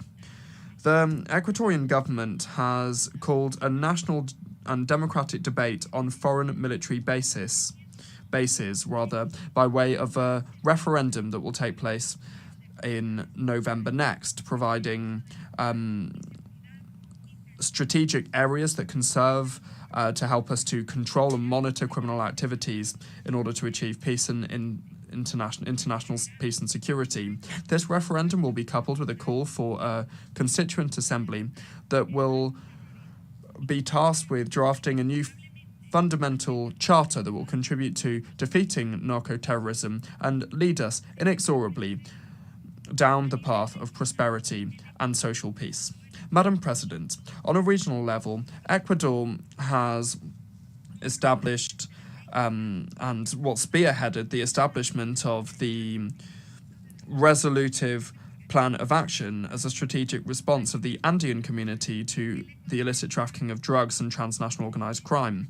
On a multilateral level, Ecuador has spearheaded initiatives such as the presidency of the Latin American Community of Security and Intelligence, where we have promoted the updating of the operational action plans and organized the Latin American Security Summit, consolidating strategic alliances with the European Union and Ameripol. We agree that transnational organized crime and narco-terrorism are global scourges that know no borders, and no country can act against them alone. It's therefore essential to coordinate our efforts to reach cooperation agreements with countries and with international bodies that include financial assistance and technological equipment. Madam President, over the last 8 years that the UN has been in existence, it has been shown that lasting peace can only be built upon solid foundations: security, development, and human rights. These three pillars, which are independent and indivisible,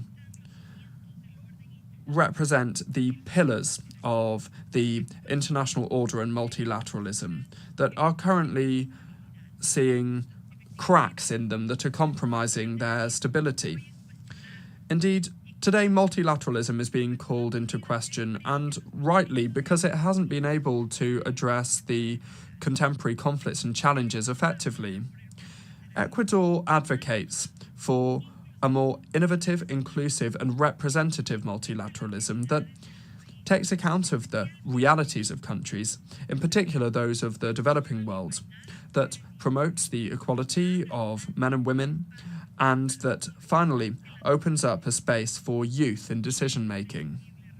It's essential to strengthen the respect of the fundamental principles of international law enshrined in the United Nations Charter, that is the bedrock of this organization and whose strength depends on our adherence to its spirit and letter.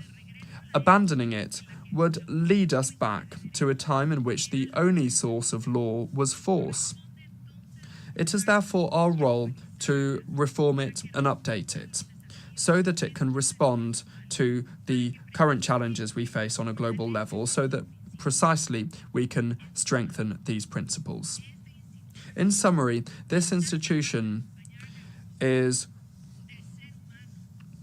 called to support the evolution and accompany the evolution of human beings and of the planet, to address technology changes and new challenges. Madam President, human mobility is yet another of the most complex challenges of our time. Ecuador, which is a country of origin, transit, and destination and refuge for migrants, reaffirms its commitment to safe, regular, and orderly migration, convinced that managing it properly can contribute to sustainable development. Ecuador strongly rejects irregular, unsafe, and disorderly human mobility, because this often responds to the interests of transnational organized crime groups that can also be transnational in nature. Emerging technologies, in particular artificial intelligence, offer up unprecedented opportunities for human progress. However, they also offer up significant risks for security, equity, and human rights. Ecuador believes that it's essential to move towards multilateral and ethical governance of these tools that would guarantee their inclusive access to them, that would avoid new digital gaps, and that would ensure their use is guided by the common good. Climate change and the loss of biodiversity threaten our stability and development. As a mega-diverse country, Ecuador advocates for more environmental financing, for technology transfer, and for international support for the conservation of unique ecosystems like the Amazon and the Galapagos Islands, which are the treasure of humanity. Financing for development is another great challenge. The international financial architecture must respond to the needs of developing countries, in particular those that are classified as middle high-income countries. The exclusive use of GDP per capita, which is limiting and limited, does not reflect our reality, nor does it reflect our vulnerabilities. We require more comprehensive indicators that include multidimensional poverty, structural inequality, and climate resilience, as access to concessional resources and international cooperation are not unfairly undermined. Ecuador supports the use of sustainable financial instruments such as green and thematic bonds and promotes the creation of new financing mechanisms. Madam President, youth of Ecuador and of the world, I'm proud to represent a young people. Ecuador is a country of more than 18 million inhabitants, in which youth represent around 40% of our population. The government of Ecuador and President Daniel Noboa are focused on providing them with opportunities that did not exist in the past. The time of youth has come. If we provide them opportunities, we can promote and provide better attention to all citizens. It is a positive and multiplying effect. For us, the youth embody the priority of all priorities. Today, youth see in the new Ecuador a country of opportunities and progress, in which there is a firm commitment to eradicating corruption and impunity, as well as the old politics and ideological struggles that perpetuate a status quo that is unsustainable and that benefits only a few people. The new Ecuador is moving with stability and responsibility on an ambitious path of productive transformation, as well as social and institutional transformation, towards a new chapter in our development model, involving efforts that include the diversification of our energy mix, that include the diversification of our productive mix. The current global economic environment that is ever more complex and demanding, marked by the volatility of the markets, geopolitical tensions, uncertainty in the supply chain, and rapid technological changes, require us to adapt rapidly and in an agile manner. We are fostering a competitive economic environment, generating openness to business and providing attractive opportunities for foreign investment. Several factors foster investment and business in Ecuador.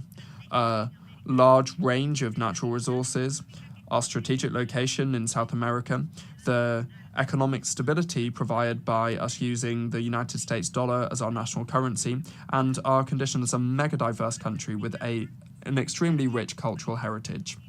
Our risk indicator as a country continues on its downward trend, and yesterday was at 701 points, which is the lowest level over recent years. Our economy grew by 3.9% in the first half of the year, achieving growth of, heralding growth for around 5% for the second half of the year. And for the security environment, well, the economy is improving even with the challenges that we still face. In July 2025, we saw 38.6% of decent jobs. In other words, 282,000 more Ecuadorians are benefiting from a decent job compared to 2024. So that is a change of 3.7% compared to July 2024. These achievements are also to do with the laws that President Daniel Noboa and his cabinet have drafted and put to the National Assembly that seek to safeguard peace, transparency, and the fight against terrorism and crime, and also providing jobs, economic stability, and creating social programs and opportunities for development. Madam President, the 80th anniversary of the UN is a turning point. On this historic commemoration of the United Nations, I invite you to adopt a creative vision like the one that we had in 1945 that's able to renew and strengthen this institutionality grounded in an ethical model of democracy and changing to adapt to contemporary challenges. Global challenges such as transnational organised crime, narco-terrorism, migration and climate change require more multilateralism, more cooperation and more collective action. Ecuador reaffirms its commitment to the defence of peace and security, human rights and development. Thank you very much.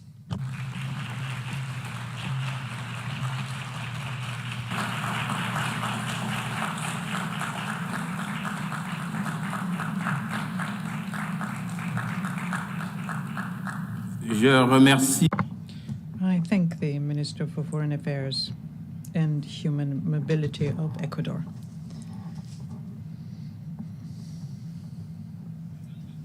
I now give the floor to Her Excellency Maria Malmer Stenergard, Minister for Foreign Affairs of Sweden.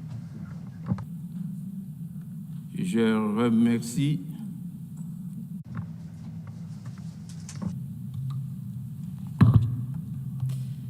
Mr. President, Excellencies, 80 years ago, nations came together. It was a bold act of faith. Faith in multilateralism, the rule of law, and the shared responsibility to save future generations from the devastation of war. But as we gather here, the world and our organization, the United Nations, are facing the risk of failing. Leaders of several nations are choosing conflict over cooperation. Around the world, we are witnessing grave violations of the rules and principles that we have all agreed to. For too many, peace is fragile, justice abstract, and dignity denied. There is so much wasted potential. The UN was founded to curb aggression and the arbitrary exercise of power by the strong against the weak. That vision remains as valid today as it was then. Mr. President, it is not only the UN that turns 80 this year, it happens to be 80 years since Astrid Lindgren published her first book about the strongest girl in the world, Pippi Longstocking, a strong-willed girl who believed everything was possible. Pippi has inspired generations of children, especially girls, to believe that strength and independence are not confined by expectation or tradition. I have never tried that before, so I should definitely be able to do it. Although not a direct quote, it captures the spirit of Pippi. Let us use the coincidence of anniversaries as a reminder that even in the face of unprecedented challenges, we must approach the impossible with boldness and resolve. Mr. President, Sweden is a committed defender of international humanitarian law, principles that safeguard human dignity even in the darkest of times, and they must be upheld without exception. We cannot be deterred by a few states' disregard for our charter. This is our time to act and to defend these fundamental rules and principles for us and for future generations. We need an efficient UN that defends the right of every state, big or small, to uphold its sovereignty, territorial integrity, and political independence. We need a strong UN that helps member states deliver on their commitments to respect, protect, and promote the human rights of every individual. And we need a focused UN. The UN must remain true to its core, securing peace, advancing human rights, driving sustainable development, and providing humanitarian relief. Mr. President, as a steadfast partner and major donor to the United Nations, Sweden remains committed to addressing global development challenges and to humanitarian efforts to provide protection and life-saving assistance. Sweden is also a strong supporter of UN peacekeeping and peace-building efforts. We actively take part in the Peace-Building Commission. We chair the Liberia configuration, and we have contributed substantially to the Peace-Building Fund since its creation. The Security Council must evolve to better reflect today's global realities. Sweden supports a balanced expansion of the Security Council by adding permanent and non-permanent seats, including African countries. We need to act together based on our shared principles and common goals. These include our commitments under the Pact for the Future adopted last year. Looking ahead, we will seek a candidate for the next UN Secretary General who leads the way and builds on important reform initiatives. And let me be clear, Sweden's choice is always merit-based. But isn't it strange that for 80 years, no woman has been elected, especially if the selection is based on merit? Mr. President, in a world in which armed conflicts are multiplying, we must not allow injustice to go unpunished. Accountability is critical to uphold our international rules-based order. The integrity, independence, and impartiality of our international legal system, including the International Court of Justice and the International Criminal Court, must be protected. When I think of accountability, I think of little Angelina. You have probably seen the picture of her celebrating her 2nd birthday next to a giant teddy bear. Angelina never got to celebrate her 3rd birthday. She was born during Russia's war, and she died from a Russian missile. Little Angelina and her mother were killed in one of Russia's deadliest attacks on Ukraine in Kiev in August this year. The only one saved from the rubble was her giant teddy bear. Russia's war of aggression against Ukraine is a blatant violation of the very foundation of this organization. A permanent member of the Security Council has brutally invaded another UN member state. This cannot be tolerated. Holding Russia accountable is essential for all of us to deter further aggression and to preserve the global order. From the very outset, Ukraine has sought a just and lasting peace based on international law, including the UN Charter. Sweden remains unwavering in its support of Ukraine's sovereignty and territorial integrity.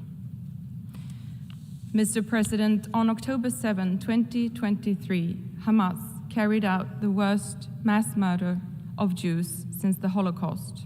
Men, women, and children were brutally murdered and kidnapped by Hamas terrorists.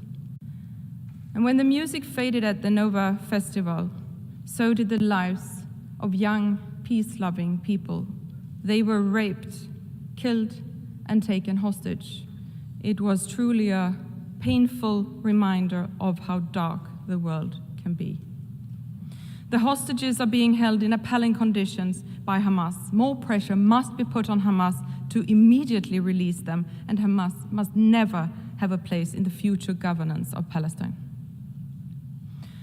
The war in Gaza has led to suffering beyond imagination. We are reminded daily of the painful desperation inside Gaza. The offensive against Gaza City is worsening an already catastrophic situation. Parts of Gaza are now officially in the grips of famine. This cannot go on. Israel has a right to defend itself, but that right must be exercised in accordance with international law. And the way the Israeli government is waging its war is unacceptable. The UN and other humanitarian actors must be allowed to work safely in all parts of Gaza. Humanitarian space must be protected and aid should never be politicized. Increased pressure on the Israeli government to change its course and meet its obligations according to international law is urgently needed. Sweden welcomes international efforts for a peaceful resolution to the Israeli-Palestinian conflict. It is in the interest of all states to not only bring this war to an end, but to ensure a sustainable two-state solution for a better future for all, both Israelis and Palestinians. Mr. President, the situation in Sudan is deeply alarming. It is the largest humanitarian crisis in the world and not given enough attention. Full, safe, and unhindered humanitarian access and immediate ceasefire and negotiations, ensuring a return to civilian rule, are urgently required. Conflicts all over the world are wasting human potential. Every conflict tears families apart, disrupts education, and silences voices. The cost is immeasurable. Mr. President, authoritarian regimes challenge democracy, rule of law, and gender equality. Sadly, resistance against women's and girls' rights is on the rise. Sweden is honored to serve as president of the UN Executive Board this year. Gender equality is too often framed as a women's issue, which is a profound misunderstanding. Equality is not only a value we should aspire to, it is a driver of progress. Strengthening women's and girls' rights is not only the right thing to do, but also the smart thing to do, because we know that where women prosper, societies prosper. Equal access to education, work, and resources transforms communities. Economically empowered women invest more in their families, leading to better health, education, and overall quality in life for future generations. Societies that include women in peace building are more likely to enjoy sustainable peace. We must stand firm against those who seek to roll back freedoms. We must push back the pushback. Everyone has the right to live safely and freely, regardless of gender, religion or beliefs, skin color, or whom they love. Sweden will always defend the equal rights and dignity of every human being. Mr. President, the crisis of our time, armed conflicts, climate change, extreme poverty, demand urgent collective action. But public aid alone is not enough. To achieve our goals, we need to mobilize finance from every source, not least private capital. We must use synergies between development cooperation and trade to meet growing needs and lay the foundation for economic growth and entrepreneurship. The green and digital transition brings great opportunities in terms of jobs, growth, and solutions to mitigate climate change and achieve the goals of the Paris Agreement. Emerging technologies such as AI hold immense promise in addressing some of our most pressing common challenges. The global community must support innovation while addressing risks. Mr. President, the UN was not created to take mankind to heaven, but to save humanity from hell. These words of the second Secretary General of the United Nations, Dag Hammarskjöld, remain just as valid today.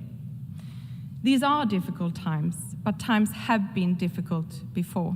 Let us not surrender to despair. Most nations continue to stand by the fundamental principles agreed upon 80 years ago. We should not let this anniversary become a celebration of the past alone. Let's see this as a call to action. Let's embrace the spirit of Pippi Longstocking and carry on with fearlessness and conviction. Together we must act for ourselves and for future generations. Let them inherit a better, freer, and fairer world than the one we found. For my son, Christian, and for my daughter, Kajsa, for all our sons and daughters who deserve to grow up in a world where their paths are not limited by their gender, tradition, or violence. We must not let potential go to waste. We must not let them down. I thank you.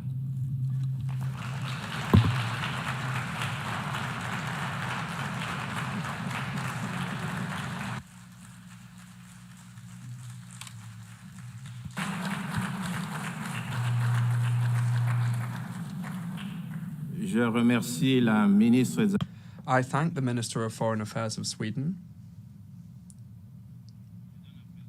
And I now give the floor to His Excellency, Mr. Lejeune Mbela Mbela, Minister for Foreign Affairs of Cameroon.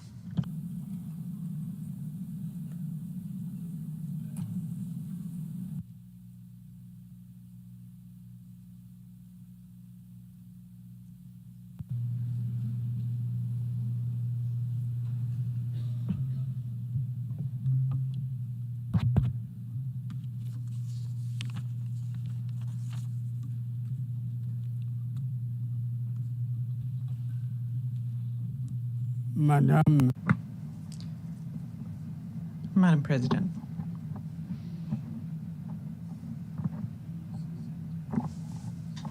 I was entrusted with the honor on behalf of His Excellency Paul Biya, President of the Republic of Cameroon, Head of State, and he instructed me to speak in his name. Allow me, therefore, to renew Cameroon's warm congratulations on your election as President of the 80th session of the General Assembly of our organization. Your diplomatic experience and vision, which encourage us to unite our efforts for a better future, are guarantees of success for both your mandate and deliberations throughout this session. You can count in this regard on the full cooperation from the Cameroonian delegation. As you know, my country was honored to see your predecessor, Ambassador Philemon Young, preside over the 79th session of the General Assembly. And I would like here to commend his commitment, his professionalism, and his determination, which was marked by his spirit of being able to listen and conduct a dialogue as he fulfilled his mandate.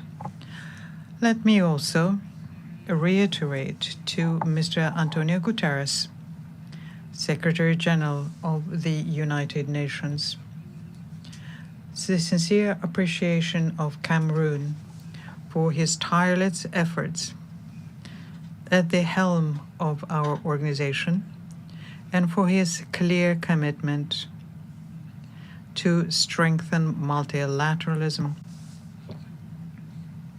in international context, which happens to be particularly difficult and complex. Madam President, Excellencies, Heads of State and Government, Mr. Secretary General, and distinguished representatives, we meet this year at a pivotal moment for our organization, which is celebrating its 80th anniversary.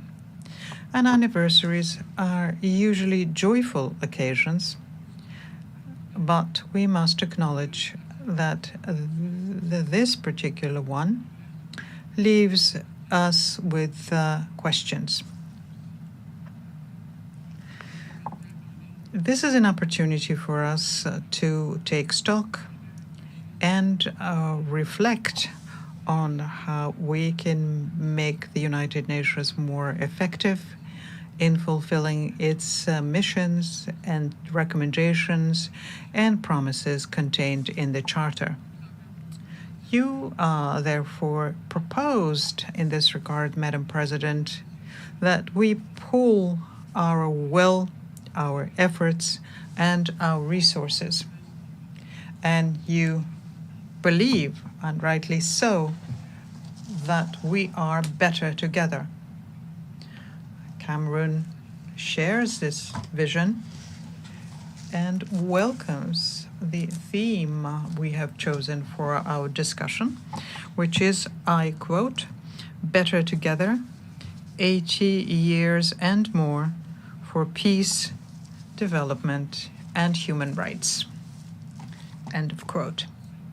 This theme is more than just a slogan. It is a relevant program that we must translate into concrete actions at both the national and international levels. The union of our forces is the very foundation of the UN Charter. Its founding fathers understood that maintaining international peace and security and promoting economic and social development for all could only result from our collective labor. And that is why we must maintain this dynamic for the well-being of our populations. Madam President, the UN was created to be, at the same time, a beacon of hope, a forum for dialogue, and a catalyst for concrete actions so as to build a more just, safer, and more united world.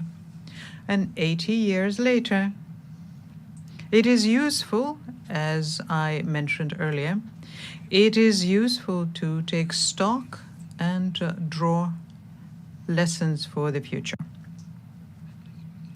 So the following questions arise here. Have we succeeded? Have we managed to shield our peoples from the fear of war?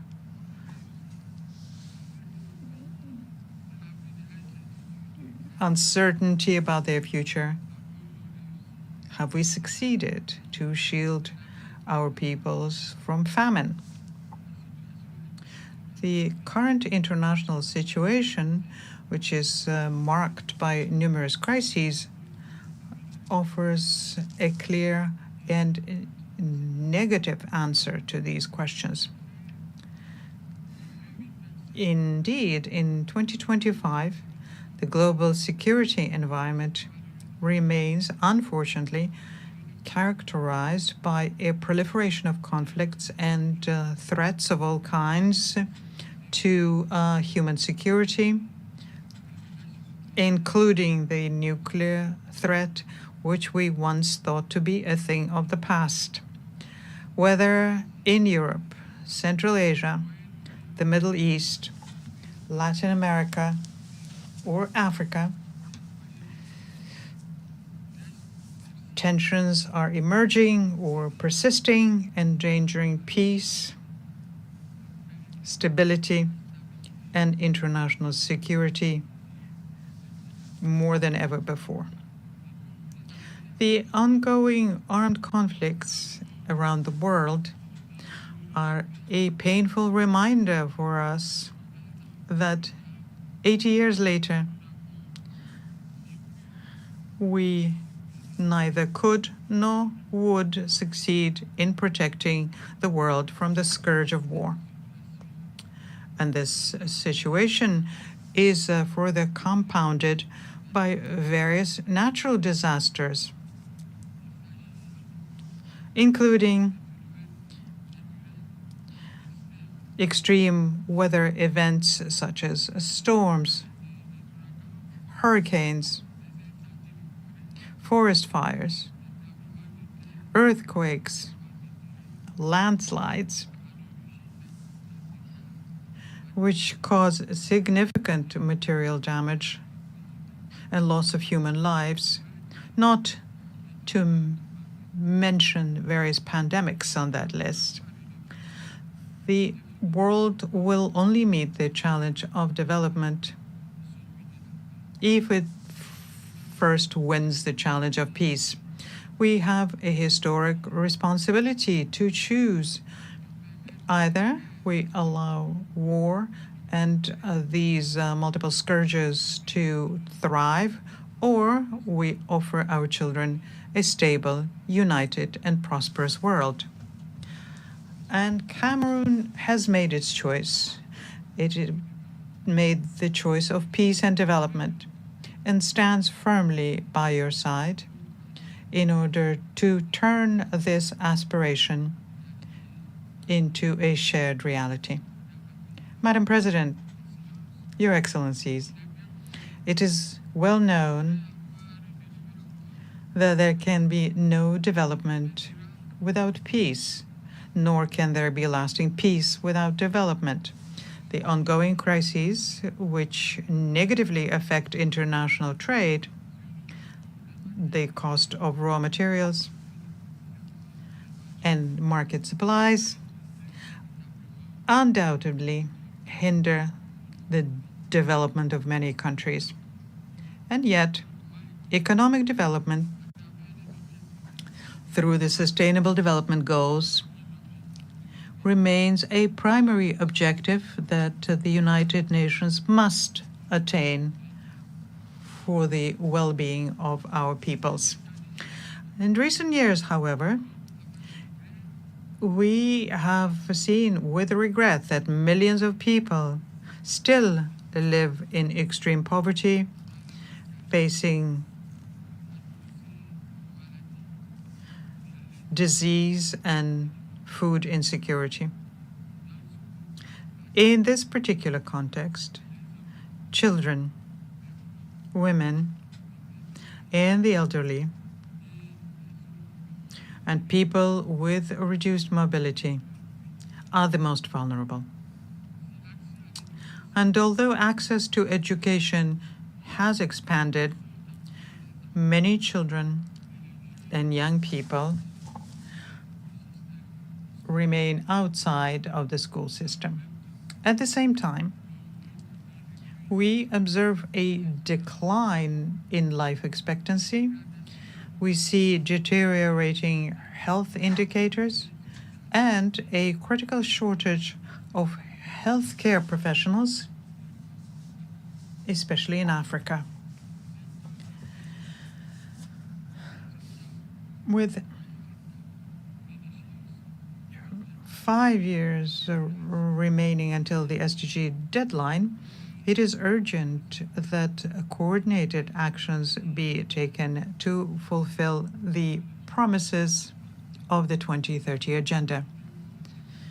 We must indeed take our responsibility individually and collectively so as to achieve these goals that we had freely and voluntarily set for ourselves. Your Excellencies, ladies and gentlemen, Cameroon, a ward of the United Nations, remains committed to the purposes and principles of the United Nations Charter and spares no effort under the high leadership of His Excellency Paul Biya, President of the Republic, to promote peace and international security. And in this spirit, my country actively participates in UN peacekeeping operations, and through its 3 major specialized schools, trains police, gendarmerie, and other African civilian personnel who take part in these operations. Moreover, Cameroon remains consistently engaged in the fight against terrorism in general, and in the Sahel, and particularly in the Lake Chad basin, where the Boko Haram sect operates. Now, in economic terms, my country has adopted an ambitious national strategy that promotes harmonious economic and social development across the nation, whilst advancing democracy, respect for human rights, and good governance. This allows us to progressively and systematically realize the Sustainable Development Goals and the African Union's Agenda 2063, among others. Madam President, in the Congo Basin, Cameroon actively contributes to finding solutions to global climate change and to protecting wildlife and biodiversity. He will always do its part and expect that promises made, especially in terms of financing, will be honored. For Cameroon, it is essential that the efforts of developing countries be supported. In this regard, it is worth recalling yet once again that over a decade ago, developed countries pledged collectively to mobilize $100 billion annually to support climate change efforts. The same applies to development aid, which was set at 0.7% over 50 years ago. To date, none of these promises have been fulfilled. Cameroon believes that it is time for these funds, which were expected to be effectively mobilized to support the substantial efforts made by developing countries, especially in Africa, to preserve our shared environment for the benefit of all. On another front, Cameroon is mobilizing resources for major projects in education, health, infrastructure, and rural development, etc., all aiming to bring about structural transformation in our country. We take this opportunity here to thank our multilateral and bilateral partners who support us in this endeavor. And we encourage them to strengthen this partnership to help us achieve our goals. Your Excellencies, the Pact for the Future and its 2 annexes, namely the Digital Compact and the Declaration for Future Generations, require that we implement them. Similarly, the recent final documents that came out of the Nice and the Seville conferences, as well as the Yaoundé Declaration on Sustainable Blue Economy in the Gulf of Guinea, reaffirm commitments regarding financing and access to technologies. especially in this digital and artificial intelligence era, as decisive factors for promoting sustainable development. Cameroon welcomes these advances and the commitments made during these occasions for reforming the international financial architecture and advancing energy transition. My country aspires very much to see the realization of other long-awaited reforms, notably that of the United Nations Security Council, to allow Africa to occupy its rightful place in line with the Esselwini Consensus and the Sirte Declaration. When it comes to human rights, Cameroon welcomes the drafting of the International Pact on the Right to Development. The eventual adoption of this important instrument will mark a milestone in human history by unequivocally affirming that development is a fundamental right and not a privilege. Madam President, Your Excellencies, ladies and gentlemen, at this pivotal moment in the history of the United Nations, we must act. It is imperative obligation that we cannot ignore. This requires, in my view, respecting our commitments to development financing, fulfilling our promises for peace, and ensuring the effectiveness of our choices in human rights and humanitarian assistance.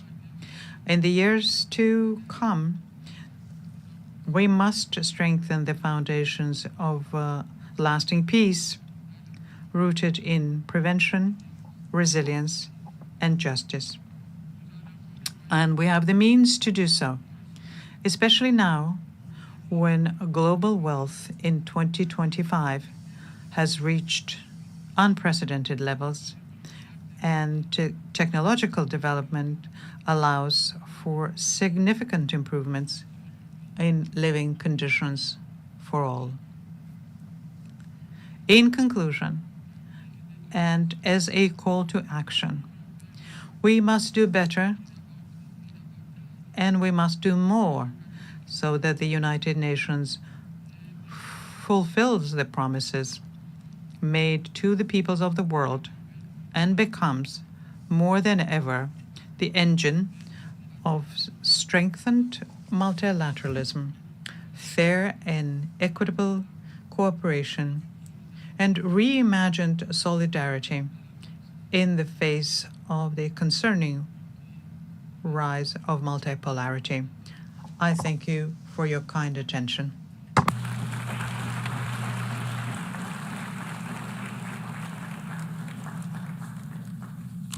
Je remercie le ministre. I thank the Minister for Foreign Affairs of Cameroon.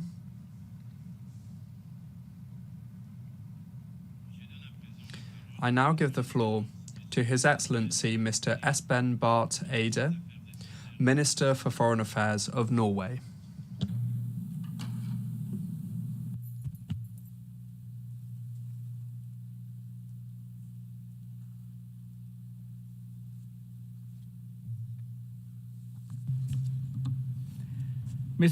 Mr. President, Excellencies, distinguished delegates.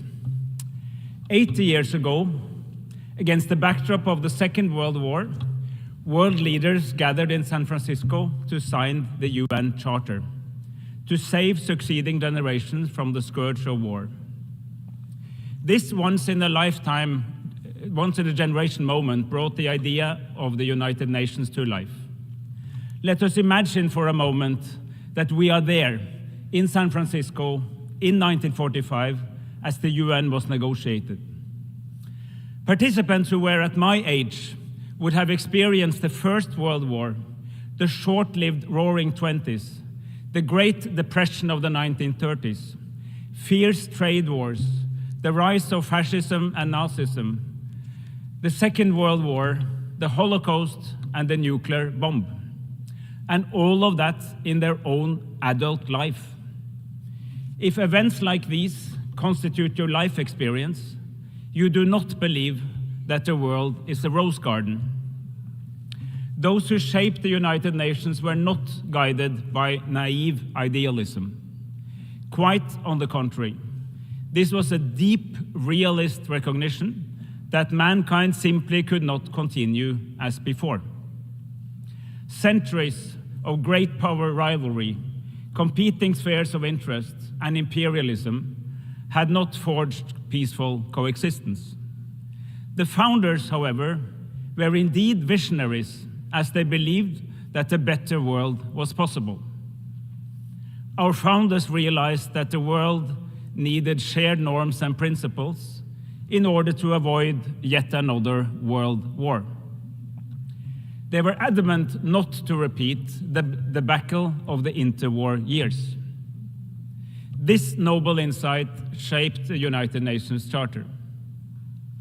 Simply put, the Charter rests on three sets of principles. Peace and security should be achieved through recognizing the sovereign equality of states, the prohibition of the use of force, and through peaceful settlement of disputes. Economic and social development should be ensured through close international cooperation and through finding common solutions to common problems. The dignity and worth of all human beings should be established through mutual commitment to universal human rights. Our United Nations, imperfect as it is, has since provided an unrivaled global arena for seeking common solutions to common challenges. There is little doubt that the world would have been a more brutal and less prosperous place without the United Nations. Since 1945, interstate wars have been fewer and further apart. Former colonies gained independence and became sovereign states of their own. Hundreds of millions have been brought out of poverty. President, however, at 80, we find our United Nations in crisis. This crisis is both political and financial. Political, because core principles of the Charter are under threat. The world is more divided, more dangerous, and more unpredictable than it has been for decades. Respect for international law is eroding. Gross violations go unchecked. This, in turn, weakens the trust in our institutions. It is a vicious cycle. The crisis is also financial, because several member states are significantly reducing their economic contributions, and this, in turn, makes it difficult to accomplish the core mission of the United Nations. President, savage wars are raging in several corners of our world. In Sudan, civilians are facing the largest displacement and hunger crisis in the world today. The war in Sudan has been raging for almost 900 days. This is but one of the many horrific wars that receives way too little attention in the power centers of the world, even in this organization. In Ukraine, Russia has violated the most fundamental principles of international law. There is simply no other way of seeing it. Russia's invasion of the sovereign state of Ukraine is a blatant violation of Article 2.4 of the UN Charter. While Ukraine is in its full right to defend itself as affirmed by Article 51. Norway and so many other states stands firmly with Ukraine's fight for freedom and independence. We do so in solidarity with the brave Ukrainian people, but we also do so to uphold the respect for international law, an interest shared by all states, large and small. In Palestine, Israel is in clear violation of international law. Life in Gaza is living hell. For almost 2 years, we have witnessed extreme levels of death, starvation, forced displacement, and massive suffering. The fact that these atrocities continue is a disgrace to all humanity. In the West Bank, the illegal occupation, settlements, and settler violence continues unchecked. The Palestinian authorities are under massive stress, its finances strained, and its capacity to operate is severely restricted. The war must end now. Massive humanitarian aid must reach those in need now. The remaining hostages must be released now, and the illegal occupation must end now. But colleagues, there is an alternative to this never-ending cycle of violence. We have made important steps just these past few days. At the conference on Palestine in this hall on Monday, member states further developed the roadmap to a settlement to the deeper conflict between Israel and Palestine. By now, 159 member states have recognized the state of Palestine as a contribution to the realization of the two-state solution. However, the recognition of Palestine is only one of the elements needed to reach such a two-state solution. There are many pieces in this puzzle. Palestinian governance and economy must be strengthened. Hamas must be demobilized. We need security guarantees to both Israel and Palestine. And key Arab states aim to normalize their relation with Israel as part of a broader agreement. In order to put together these pieces of the puzzle, the Global Alliance for the Implementation of the Two-State Solution was launched here in New York last year during the last UNGA. It continues to gather support for a comprehensive settlement. It is our firm conviction that both Israel and Palestine have the right to live in peace and security, side by side in two states. Excellencies, ladies and gentlemen, a world order based on international law is not a luxury, it's a necessity. When we condemn Russia's blatant violations of international law in Ukraine, we must also speak just as clearly against Israel's violation of the rules in Palestine. International law cannot be applied with double standards. It must be upheld universally, regardless of who commits the violations and regardless of where they take place. This is not optional, this is fundamental. We must also defend the institutions that safeguard accountability, the International Court of Justice and the International Criminal Court. Just as important as the sacrosanct integrity of borders and the sovereign equality of states is our mutual commitment to human rights. The UN Charter commits us to respect and promote these fundamental freedoms for all, without distinction to race, gender, language, or religion. Human rights are universal. They are our best hope for a world that rejects injustice, inequality, violence, and brutality. A more equal world where women and girls participate on equal footing with men and boys is a more peaceful and a more prosperous world. President, in these times of crisis, the United Nations must reposition itself to meet a new political and financial reality. The UN 80 initiative gives us a unique chance to turn this crisis into an opportunity and to build a United Nations that is not only stronger, but also smarter. As a country with an unwavering commitment to the United Nations, I can say this with conviction. It is time for some tough love. We want a UN that is stronger, yet leaner. A UN that is more efficient. A UN with structures optimized to deliver real impact where it matters most, on the ground, with the people we serve.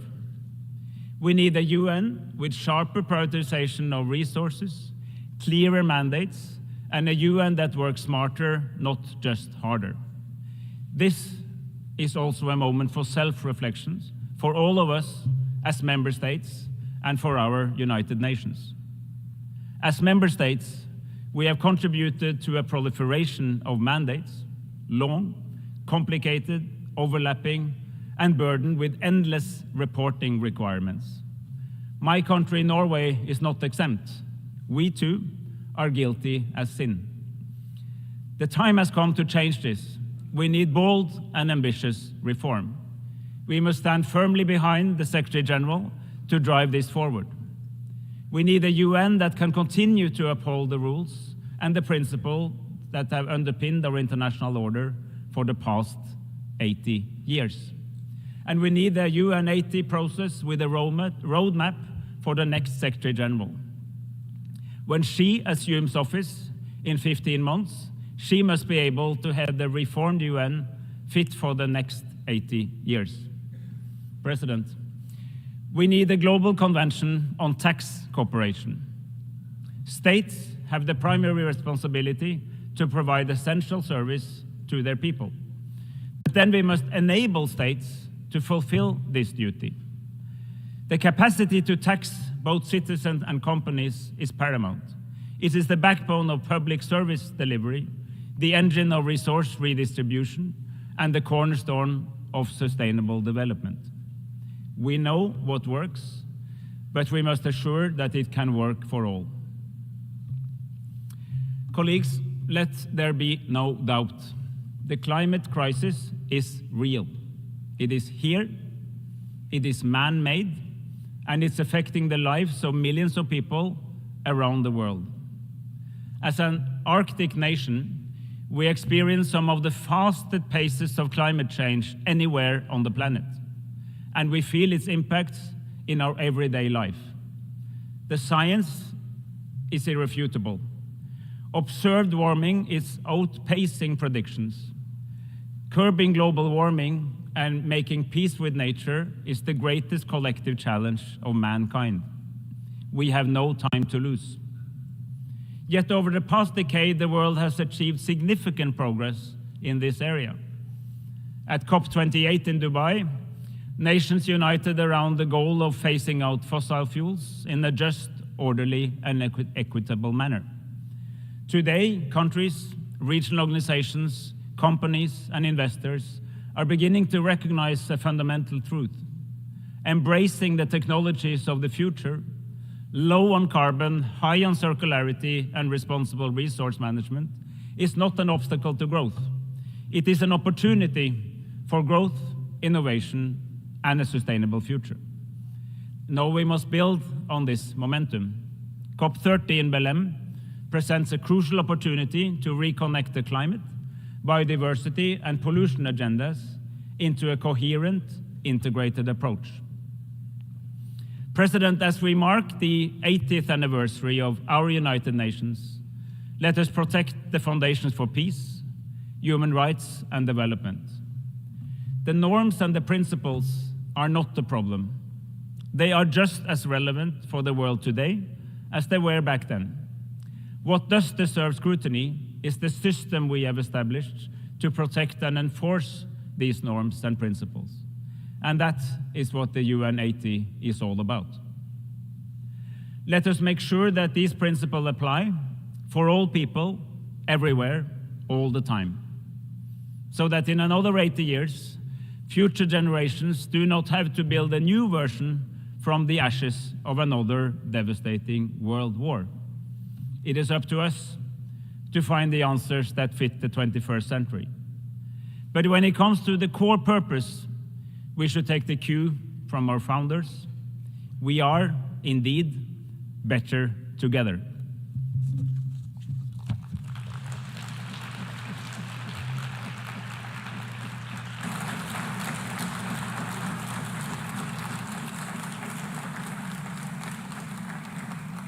Je remercie le... I thank the Minister for Foreign Affairs of Norway. We have heard the last speaker in the general debate for this meeting. We will continue the general debate tomorrow at 9 a.m. in this hall. The meeting is adjourned.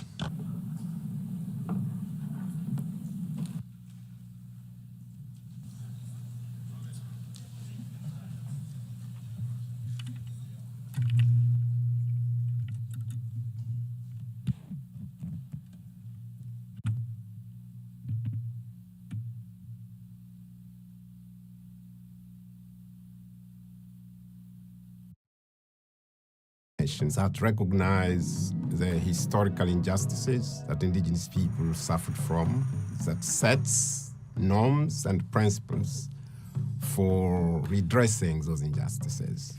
It also contains very strong rights for indigenous people, notably the right to self-determination, which is, I would say, the core or the pillar of indigenous rights, recognized internationally to indigenous peoples as nations and as peoples to determine their destiny, to decide on what their education system will be, their health system will be, and how they want to project themselves in the future.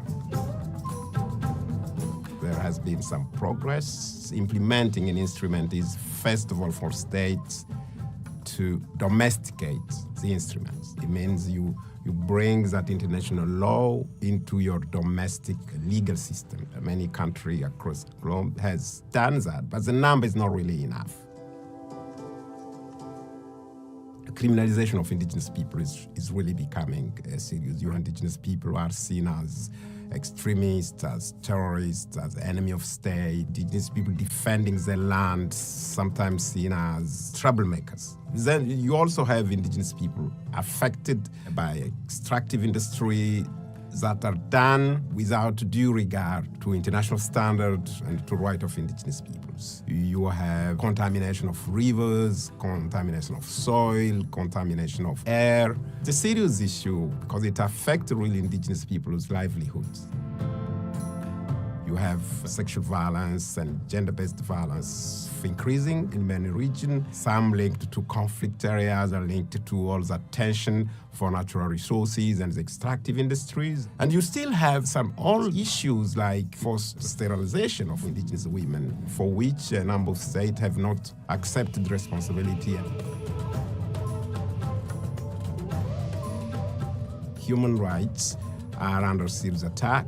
I'm calling to states to reinvest in human rights, put resources in human rights, both internationally, regionally, and locally.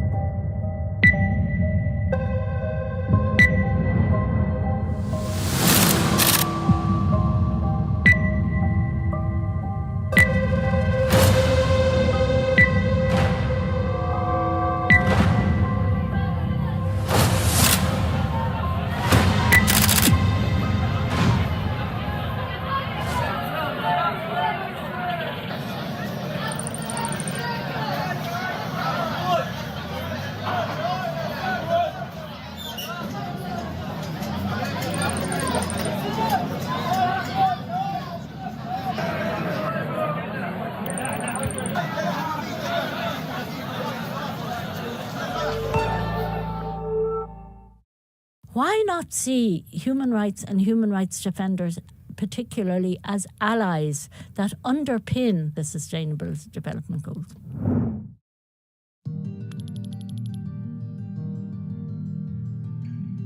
We, traditional people, are part of the front line in the fight against the climate crisis that is shaking the world. In these efforts, we are directly helping achieve the SDGs, but we pay a terrible price for doing so.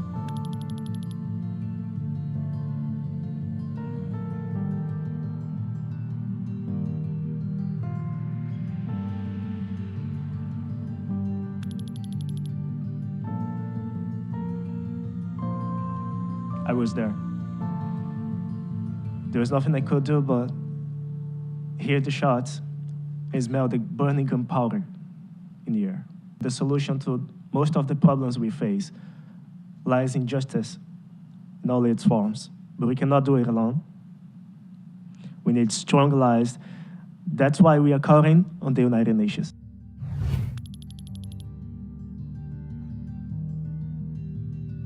I want to sincerely thank each of you for the incredible work that you are doing every day to protect human rights and uphold the dignity of people around the world. Keep fighting, please. Keep fighting.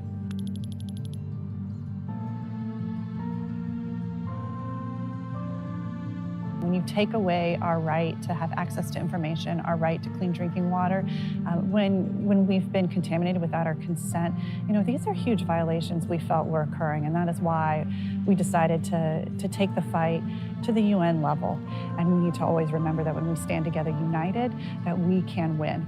Human rights defenders are our lifeblood because they work with the people on the edges of society. If no one is to be left behind, as the Sustainable Development Goals say, we need to reach those people and we need to protect those who are reaching them.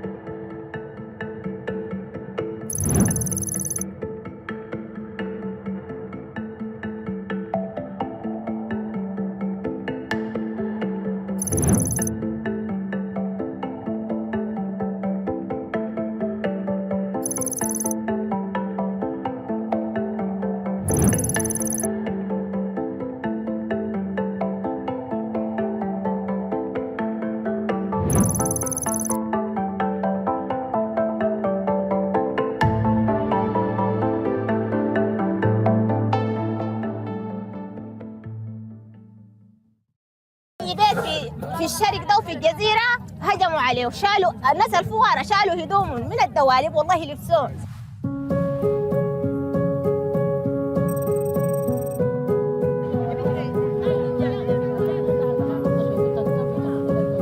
Over the past year, we have seen 3 waves of displacement of IDPs who have moved from Algeria and Sennar State, increasing the number of people, I think, threefold in Eastern Sudan alone. الأمة اللي انتم شايفينها قدامكم دي كلها جاية على الأقدام الناس الماشيين 3 يوم والماشيين أسبوع واللي توفوا في الشارع من كثرة المعاناة والتعب والعطش.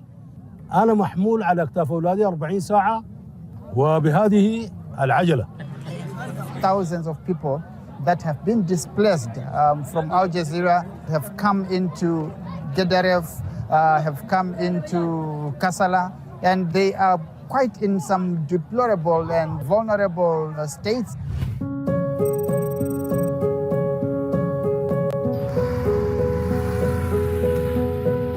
We've been pushing for months to get to these communities. We've got convoys coming from Port Sudan, going to Kadugli, to Dilling, also other convoys trying to reach North Darfur. These convoys have to reach their final destination. We have to get to these populations.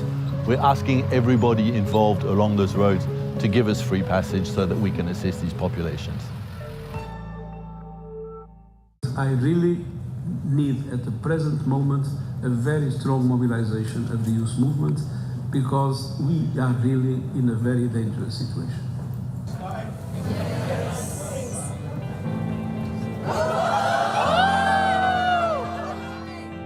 Meeting the Secretary General today is such an incredible honor. Having the Secretary General acknowledge our shared but unique and localized struggles, it meant a lot to me. Depuis mon jeune âge, je rêvais quand est-ce que je pourrais un jour avoir l'occasion de discuter avec les leaders du monde. Et aujourd'hui, je serai en face du tout-puissant secrétaire général des Nations Unies. Et pour moi, ça me donne espoir. Les personnes handicapées sont touchées d'une manière disproportionnelle par des effets de changement climatique. We need the perspectives and experiences of indigenous peoples included in these discussions and decisions. I would like for climate security and peace to address conflict zones. I would like this to be integrated into the UNFCCC agenda, but this would not be possible without the support of everyone, the world, the multilateral system, and the global north. We have all the tools to keep to 1.5 degrees. The only thing that is missing is political will and the capacity to confront the interests that put our planet into question just to serve a very small amount of people that are the richest. Ça me permet de me donner encore de la force et du courage de continuer à faire le travail que je fais. I count on you, but you can count on me. I'm entirely at your side.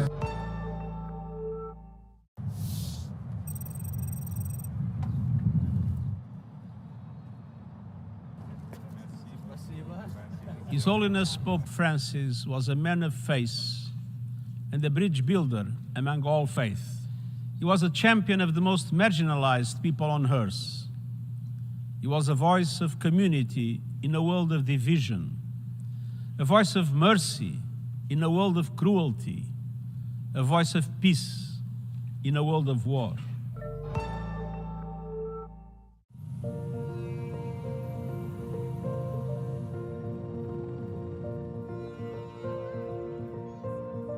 There was no food in the country at the time. Half of the city was burnt down completely.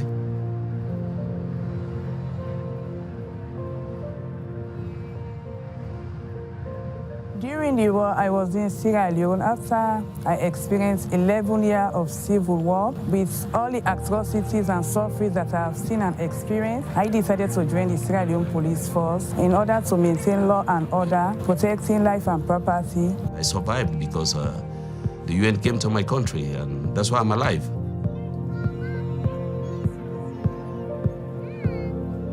People from other countries, they went there for peace in my country, and today I'm saying thanks to God because there is peace in Sierra Leone. Sierra Leone today is the example of peacekeeping. 24 years later, from a failed state, today we are a member of the Security Council. When you see that flag coming to your village or to your town, you know that you will live to fight another day. Alo tamasse. Kadalnaningaannik saarulsuimi ataqarpunga inui issittormiut siunnersuusoqatigifianni siulittaasuuvunga. As an indigenous people, Inuit have occupied the Arctic for millennia. We mostly live in the areas of the Arctic where there's no trees, on tundra, having developed highly specialized skills on surviving and thriving in the Arctic. We are about 180,000 in total across the Arctic, from Chukotka, Russia, Alaska, Canada, and Kalaallit Nunaat, Greenland, where I am from. The inhabitants in total is about 56,000, and about 90% of us are Inuit. Across our homelands, we are experiencing massive changes in our nature due to climate change. We are seeing how permafrost is melting, so our coastal areas are eroding by the sea eating it up. Infrastructure is changing due to thaw of permafrost. In Kalaallit Nunaat, Greenland, we are seeing how the sea ice is different. Some years it doesn't settle at the time it usually would do. So when that happens, there's families that live a more traditional life from hunting who do not have access to hunting.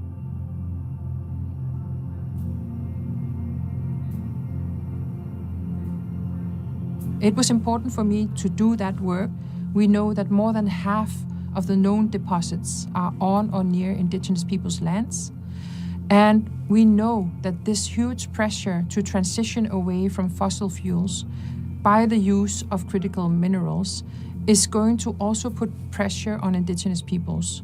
So we need to do this right. We need to do this with full implementation and respect for the rights of indigenous peoples to be self-determining about their own lands and territories and resources.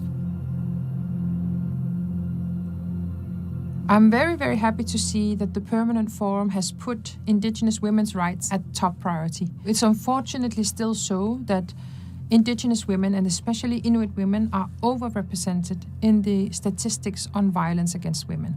This is exactly the reason why it is so important that we continue focusing on the implementation of the rights of Indigenous women and girls based on the instruments we have, both the Convention on the Elimination of All Kinds of Discrimination Against Women, the UN Declaration on the Rights of Indigenous Peoples, the very important General Recommendation number 39 on the rights of Indigenous women and girls.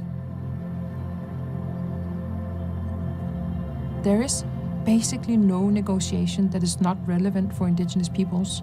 We are affected by all decisions taken in this world, and it should be so that we naturally have a seat at the table, that our voices are heard, that our priorities are taken into account, and not least that our rights are upheld in developing new treaties and new agreements and new resolutions.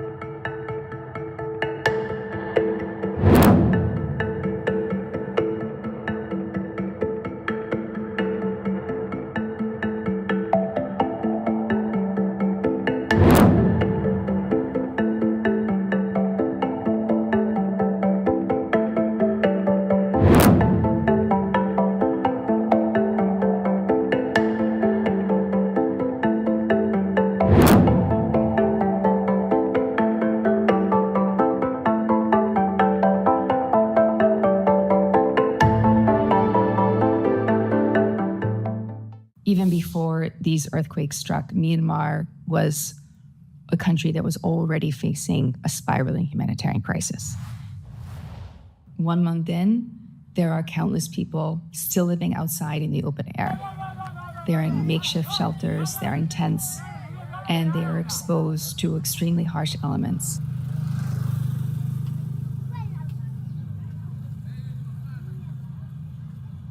The people seeking shelter in these areas are those of whom whose houses have been completely collapsed or partially destroyed, and that they are concerned that the aftershocks will also destroy the remaining parts of their houses. That's why they do not dare to go back to their home and seeking shelter there. So that's why they are seeking shelter over here. So despite all of the destruction that they have witnessing that their loved one have been killed, witnessing that their neighboring got injured because of the earthquake, they are standing strong for themselves. The UN and NGOs have been on the ground working very closely with local organizations to deliver this aid. And since the earthquakes hit, we have reached at least 600,000 people with water, sanitation, and hygiene support, close to 500,000 people with various forms of food assistance, and well over 100,000 people with essential relief items.